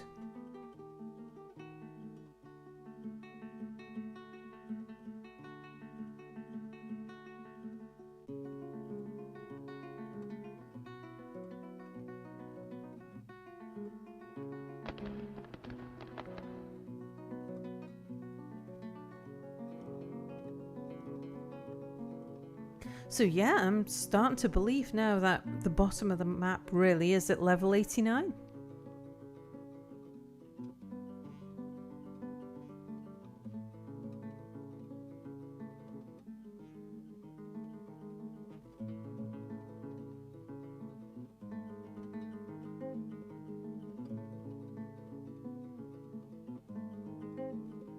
Now we've got some flying beasties there, but I think we are all secured from anything that other than what might come up through the lava.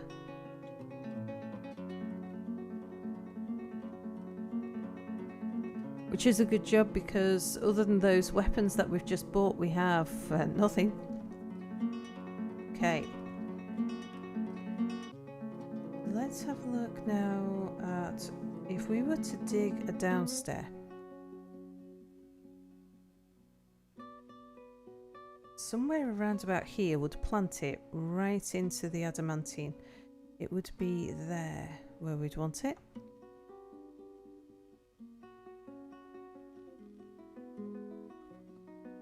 Okay, we'll just let them do that one. Take it a little bit cautiously. And then we'll dig an up down stair.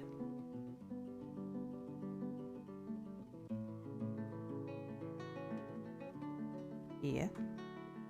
Not an activity zone. Designate up down stair.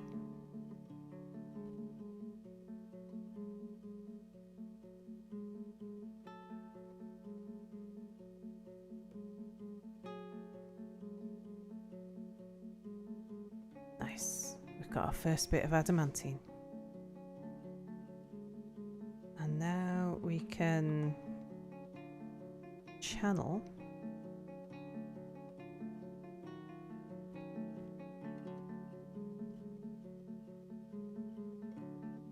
that bit out of there.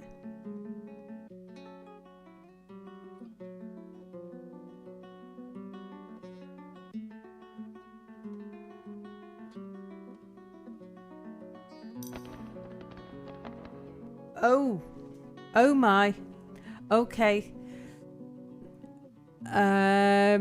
Wasn't expecting this yet. I thought we had about another 10 levels to go. We have discovered an eerie cavern.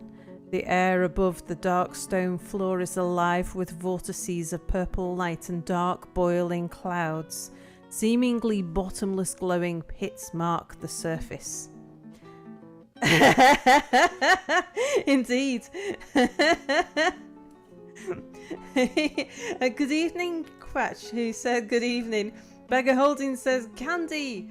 Bernie says hot Bernie stuff and likes it.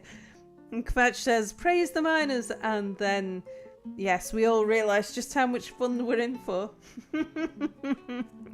I suspect what's happened is we have hollowed out the top of a hollow piece of adamantine.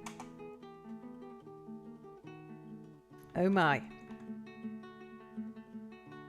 Okay, well,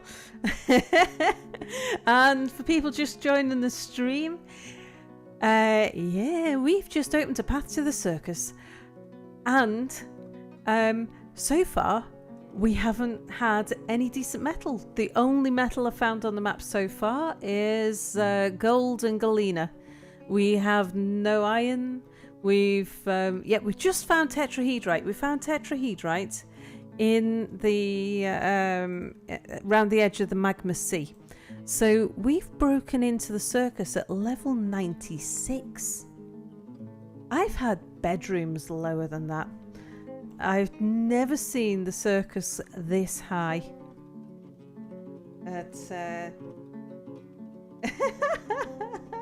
Release the clown car.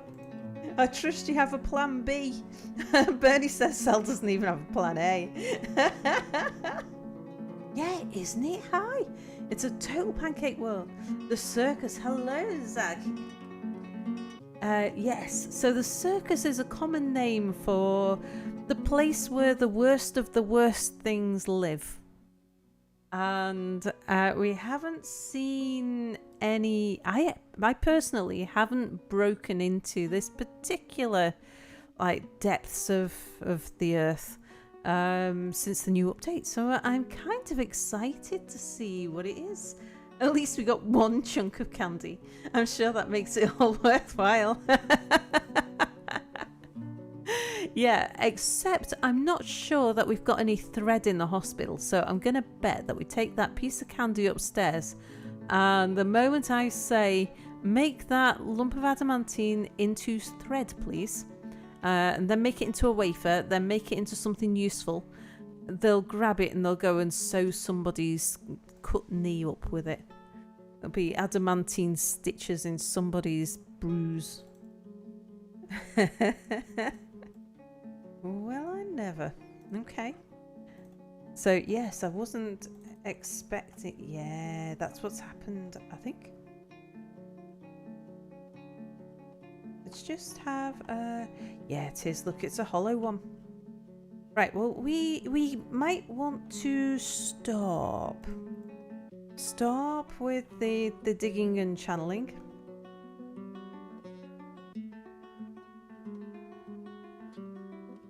Like, before we go any further. Yeah, look at that. It's hollow, I think.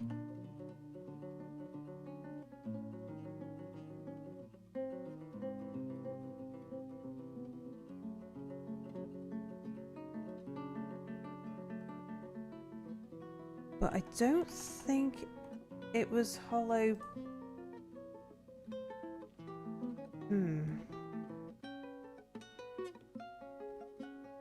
Actually, I think we can seal this pretty easily because there's a hollow piece just there.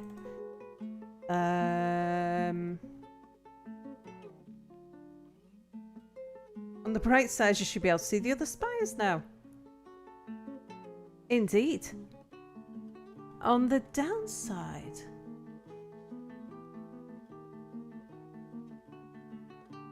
this I'm actually going to have to... I can't just get in there to build a floor, can I? If I was to try and build construction floor.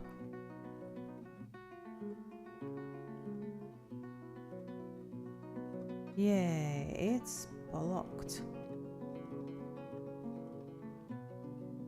I'm actually going to need to dig a little bit more to let me in there to build that floor. Or wall, or anything. So build construction. I think that's what we're looking at. Hang on, let me check. Yeah, open space. So that, I think, is where our hollow is. That's a downward slope. Which just leads into the magma sea. So that's not our primary concern. Yeah, about that raw adamantine, I'm thinking that we should, like, as much as I want it, I think we'll forbid it. Yeah, cancel. Don't go trying to collect it because there's a... Yeah, that's where the hole goes down there, and then it opens up again here. And oh no, that's a solid wall. Okay. Just remove the stairs at the top and seal it. Or channel into the sea and let it take care of the other problem. That would be fun. Well, we could still do that actually. But aren't there a fair number of the demons who live down there who are impervious to lava? Infinite magma falls aren't the best for FPS though, otherwise it'd be perfect. Well, this fortress is not terribly old. We don't have a lot of animals. I think we're just on the first generation of animals. And we don't have a huge number of dwarfs, so FPS isn't a problem. We might find that we can get away with an infinite lava fall. So, well, if we were going to do it, this would probably be the time.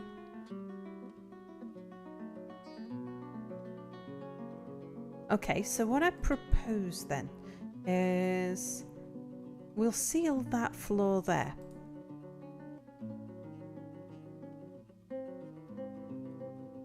No, that wouldn't make sense, would it?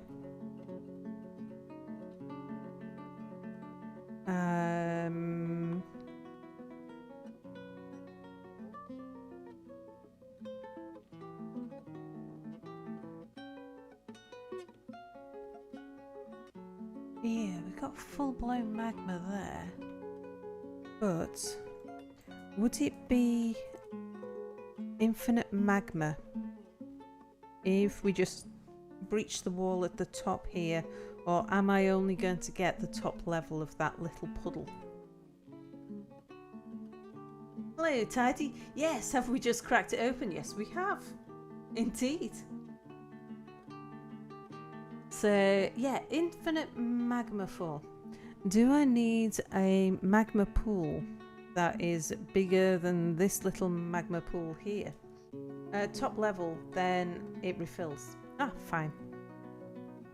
All right, let's do it. Let's cancel what I had her doing there, which was going to seal the floor, and instead we can go up a level there and tell her to channel down there, and that'll remove the wall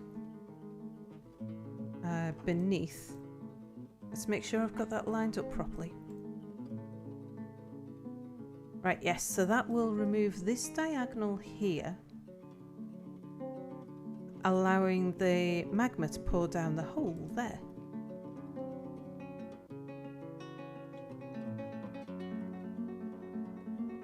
And if we need a bit more flow, we can always allow a bit more in.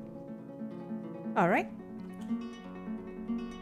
Horrifying screams come from the darkness below. Well, let's see what we've got on the map, shall we?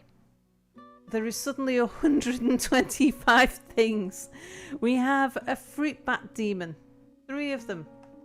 Wraiths of snow, banshees of flame, flaming demons.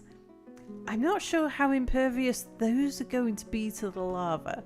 A hawk devil, a wax-winged monster, shadow haunts, steam devils, red banshees, banshees of flame, more red banshees, a lyrebird brute, leech devils, horned brutes, wraith of snow, fiend of glass, hawk devils, steam devils, fiends of glass, wax-winged monsters, red banshees, fiend of glass, wraith of snow.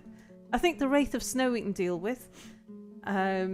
Fruit bat demons, steam devils, fiend of glass, shadow haunts, banshee of steam, red banshees, fruit bat demons, shadow haunts, leech devils, and some ravens and elk birds, but they're outside.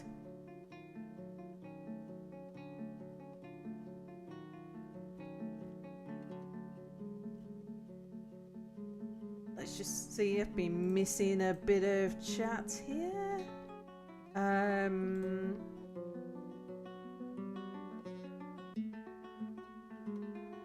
The others are probably right about the efficacy.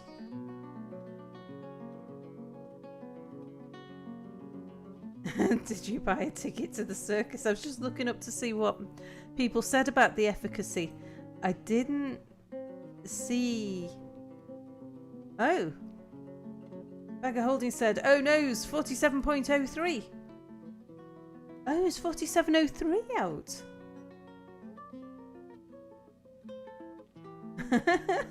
More stress fixing. Bernie says, I see now why they call it the circus. Yes, and the demons down here are known as the clowns. Okay, so there's a new... Altars can now be placed. Oh, fantastic.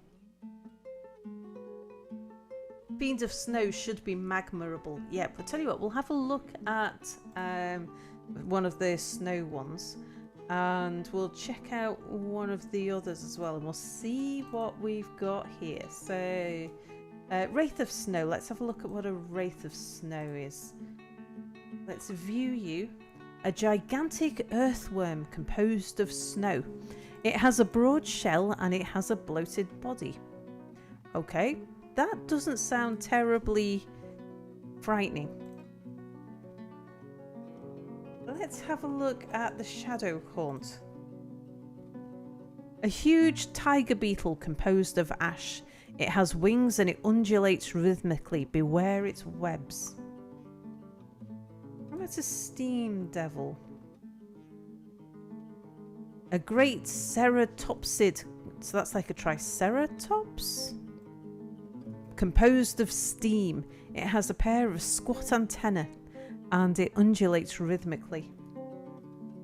Yeah, it's the web slingers that ruin your day, or the spitters, or the fire breathers. And for our purpose, the ones that can fly, because if they can't fly, they can't get to us. I don't think we've... yeah, because it's a... I think the way we've broken into it, I think we're all right for things that can't fly. Virtual Spaceman, hello and welcome to the stream. The circus is always procedurally generated, so they're always different. Kvatch says steam stuff is nasty, I think. Yeah, because it's like being made of fire, isn't it? Let's have a look at a red banshee. Oaf says it's the ones made of steel that worry me. A huge rhinoceros composed of flame. It has wings and it appears to be emaciated. Okay, I think the red banshees might be our problem. What's a waxwing monster? A huge waxwing. Well, that's a type of bird. With lidless eyes. It has large mandibles. And it undulates rhythmically. Its black feathers are long and broad. Beware its noxious secretions. Fiend of glass? A towering ceratopsid composed of crystal glass. It has wings and it has a bloated body. Beware its poisonous gas. I think we're all gonna die. A towering hawk with lidless eyes. It has large mandibles and it is ravening. Beware its noxious secretions. Were you planning on making a new fort? Asked Tidy. Bag of Holding says, "Woo, glass." Kvatch says, "You can still cap it, I'm sure." But yeah, it's new in 47.03, just in time. Well, to be fair, I was planning on bringing this fortress to an end tonight. Only I thought we would get to build a bit more of the fortress. It was just that, we didn't have any metal, so I had to go looking. And yeah, we found that it's a pancake world, level 89, and we came across the circus, came across the underworld. It's most surprising. This will scare the bejesus out of me in future because say level 89, I expect to be building bedrooms down at that level. Well, maybe not quite, but that's kind of where I expect to find the first cavern, not the underworld.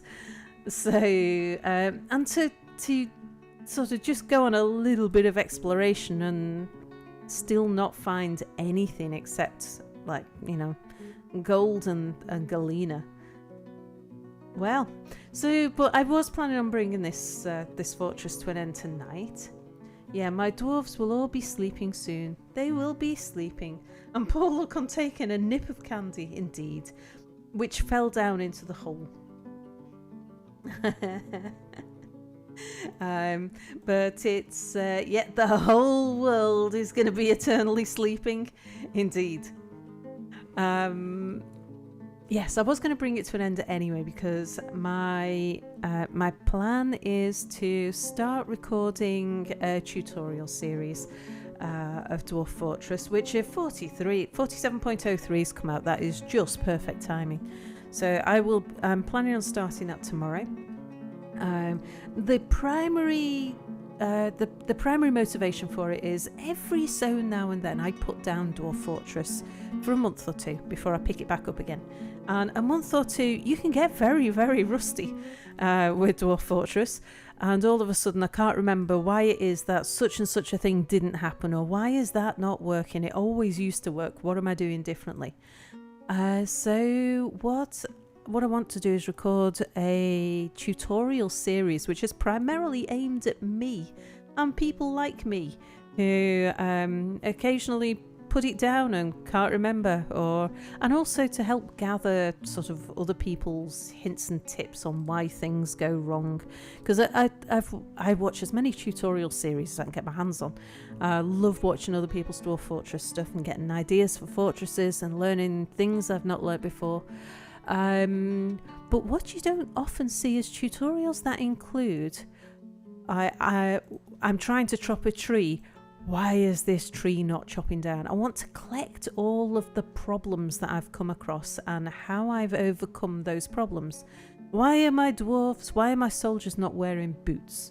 Why are the miners not mining? Why are all of those sorts of, why are they not doing what I thought they should do? So I want to record a series which will capture all of that information that I've got, but will be reasonably watchable because I'm going to be playing it, and sort of make it into a tutorial series that is more aimed at people who know what they're doing rather than an absolute beginner. But because one of the things that I got a new gaming laptop recently, I couldn't remember where to go on Bay 12 forums. Where did I go to get LMP? Where did I go to get the latest new pack? Where did I go to get this, that and the other? So I want to do it right from the start. I'm going to do a completely clean install from scratch of Dwarf Fortress. And I am going to and include things like how do I update the save on an old game. So I've got an old game that I want to save and play at a later point, so I've got that to do. So I was planning on bringing this fortress to an end tonight. Anyway, it looks like we're about to get some helping doing that. So without any further ado, as long as all your dwarves wear red and are in Mark's Dwarf Squad serve troubleshooters. Right, is there any more of these that we want to take a look at before we find out which one's going to break out into the world and kill all of our people first? Which, let's hope that everybody in the temple is praying their damnedest. I feel DFHack was making good progress. I hope the bug fix doesn't push back too hard.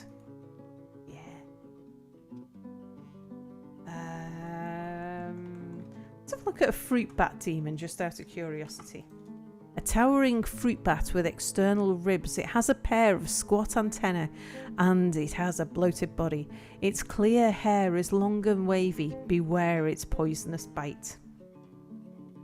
Yeah, we don't have a shred of armour amongst us. Oh, there's a couple of magma crabs as well, fancy that. We've got a poet in the tavern. He's probably better equipped than any of the dwarves. We've only got 39 dwarves. Haven't even had a werebeast. It's that relatively early on. Let's have a look at a horned brute. A great quadruped composed of ash. It has 3 broad horns and it has a gaunt appearance. Beware its poisonous sting. Let's zoom to one of these things. Haha, right, they've all spawned all in exactly the same spot. Right, well, yeah. We have front row seats to the circus. Let's see what happens. Let's see if we can get that waterfall. Right, unpause. I can't do it. Oh my, look at that. They have already been interrupted by fiends. Wow, look at them all piling up the spire. Oh my, they're already there. We couldn't even channel that one bit of wall in time, so we wouldn't have been able to like build a floor in time. That all happened far too fast. Yeah, wow, look how many of them are flying. Okay, let's watch them piling up the staircase. Let's see if we can beat them to the top. Look, they're actually coming up the stairs faster than me. Okay, they will be... Look at that, this... Oh, wow, we are already on fire. They're already flying in the air above the fortress.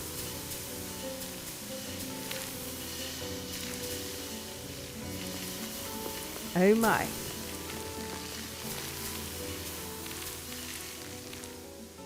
Oh, the expedition leader has is that, yeah, the deaths have started. Now I'm curious whether or not the walls will burn.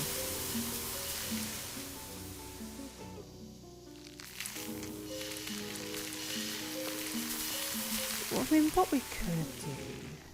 I mean, I could, like, tell all the dwarves to run outside. It feels mean just leaving them in there.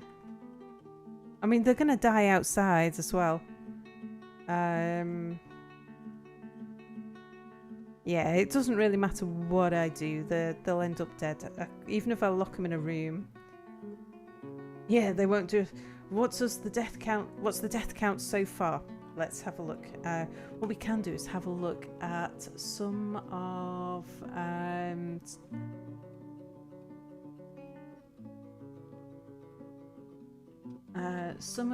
our combat logs. Let's see. So, yes, bag of holding. You've been found dead. Let's have a look.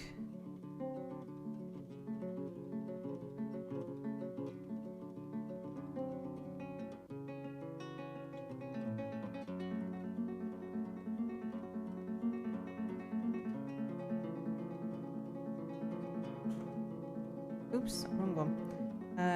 Reports.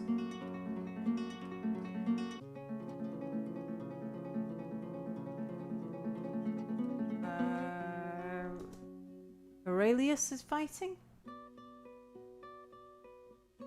Got some poets fighting. Bonenblatt is fighting. Scoundrel is fighting.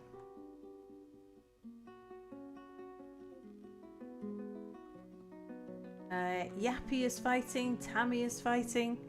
Let's find somebody who's here. Yeah, bag of holding. There we go. Oh, you've been found dead. That's all we've got to say on it. Let's have a look at... have we got one of the demons? Let's have a look at the Steam Devil. Oh, the Steam Devil falls over. Are they fighting each other?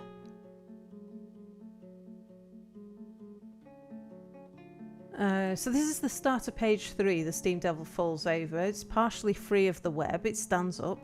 It kicks the woodworker in the head with his left front foot, but the attack is deflected by the woodworker's hood. It kicks the woodworker in the head with his left rear foot, but the attack is deflected by the pigtail hood. The Steam Devil says, "I have a part in this. This might require an answer." And then it's caught again in a web, and it falls over. And then it's partially free, and then it's completely free. Then it stands up and it kicks the woodworker in the head with its right rear foot. But the attack is deflected by the pigtail hood. It kicks the woodworker in the head with its right front foot. But the attack is deflected by the pigtail hood. The Steam Devil says, "I have a part in this. This might require an answer." The Steam Devil kicks the Stonecrafter in the head with its left rear foot. But the attack is deflected by the cougar leather hood. It kicks the Stonecrafter in the head with its left front foot, but the attack is deflected by the Cougar leather hood. The Steam Devil is caught in the web. It falls over. It's partially free of the web. It's completely free of the web, and it stands up. I have a part in this. There is no need to feel vengeful. It kicks the Stonecrafter in the head, but it is deflected by the Stonecrafter's Cougar leather hood. He says, I have a part in this. There is no need to feel vengeful. And it carries on like that for a little while. The Steam Devil says, I cannot just stand by. There is no need to feel vengeful. The Steam Devil is caught in a burst of lyrebird brute frozen extract. The Steam Devil is caught in a burst of Banshee of steam boiling extract. A cloud of Banshee of steam boiling extract. A burst of Banshee of steam boiling extract. A cloud of Banshee of steam boiling extract. A burst of Banshee of steam boiling extract. I cannot just stand by. There is no need to feel vengeance. To feel vengeful. And then there's lots of bursts and clouds of Banshee of steam boiling extracts. This is my fight too. There is no need to feel vengeful. The Steam Devil stands up. I cannot just stand by. There is no need to feel vengeful. This is my fight too. There is no need to feel vengeful. Now, is that the devil not being vengeful? Or the guy he's being killing? Don't be mad, bro. I have a part in this.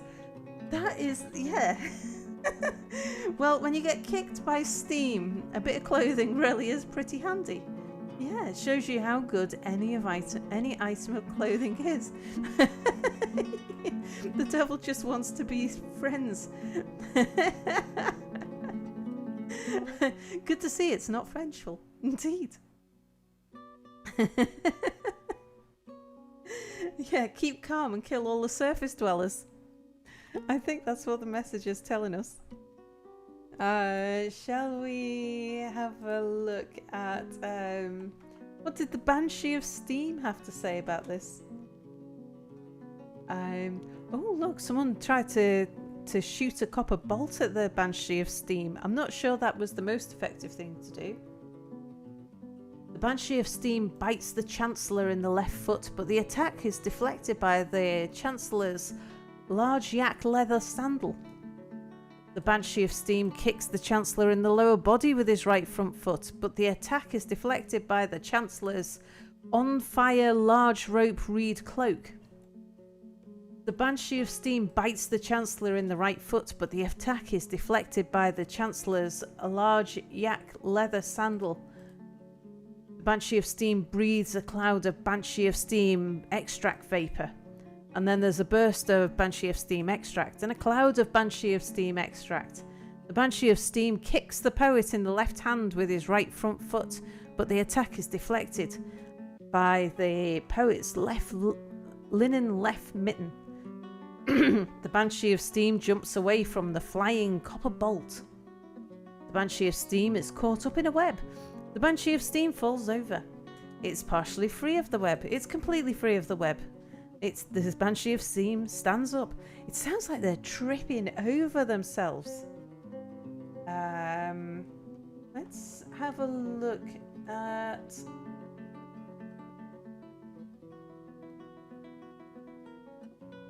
somebody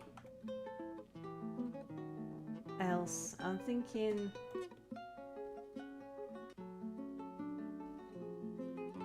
let's just see if we can find anyone who's actually engaging.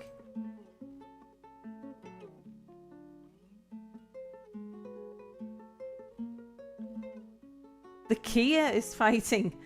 Well, that'll teach it. Oh no, we bought a Kia, didn't we? It's in a cage. I was going to eat it.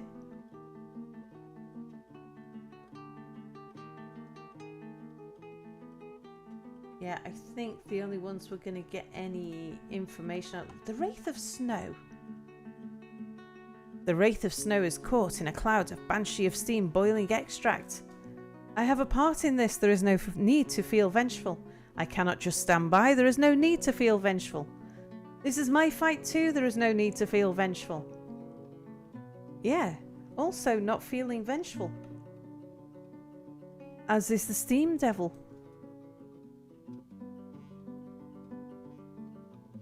although the Banshee apparently is not at all worried about feeling vengeful. The Flaming Demon is not feeling vengeful. The Steam Devil doesn't feel vengeful. The Red Banshee does not even think about not feeling vengeful. It's just running around breathing fire. Aha. Attacking the Chancellor. And has, at this point here, has torn apart the muscle in the left ankle. Well, shall we accept our death?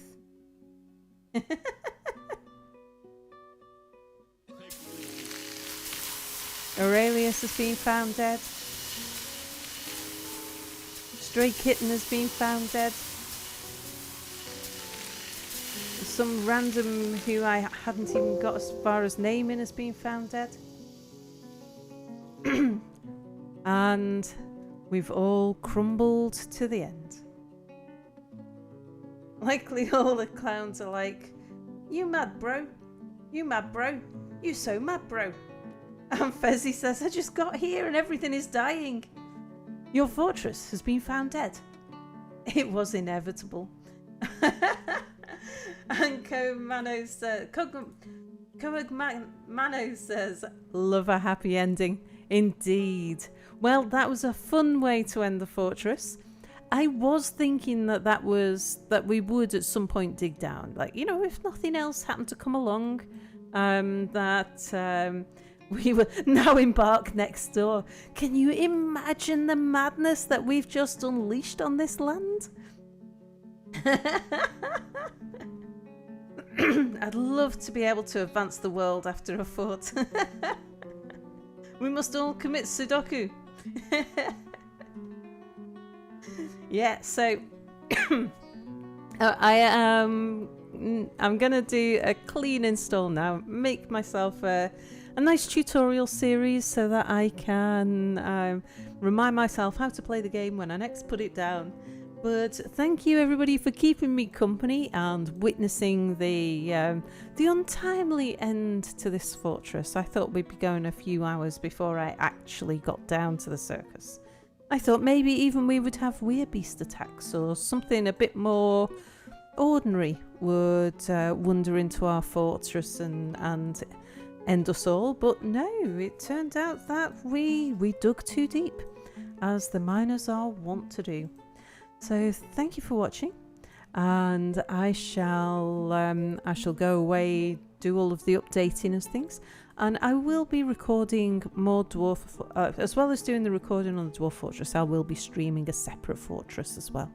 So I will be back sometime soon, as soon as I got the first bit of recording out of the way.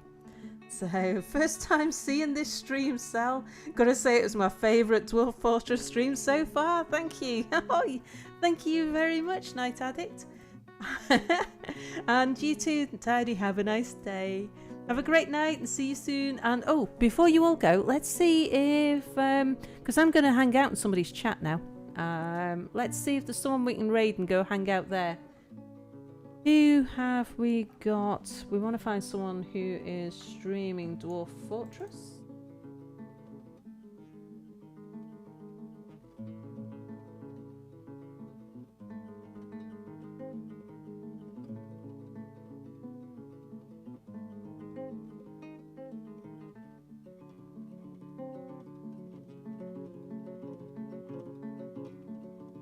There's nobody that I follow who's currently streaming Dwarf Fortress. Anybody got any recommendations?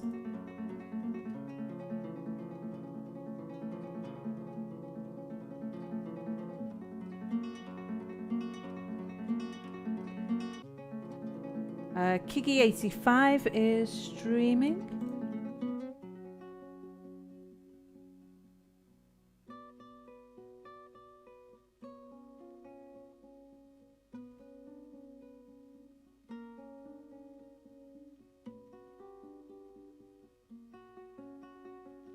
He is chilling out with Marbles. We could go there. Anybody else want to yeah, Dwarf Fortress category is pretty dry. Not familiar with any of those guys.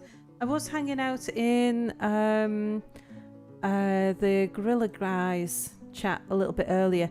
He is he's really new to the game. He's just learning how to play it now. Normally I'd be more than happy to raid him, but honestly I think we'd just freak him out having everybody watching over his shoulder while he's just trying to learn to play the game.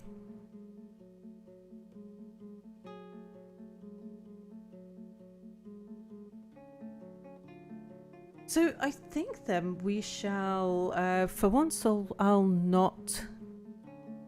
not do a raid.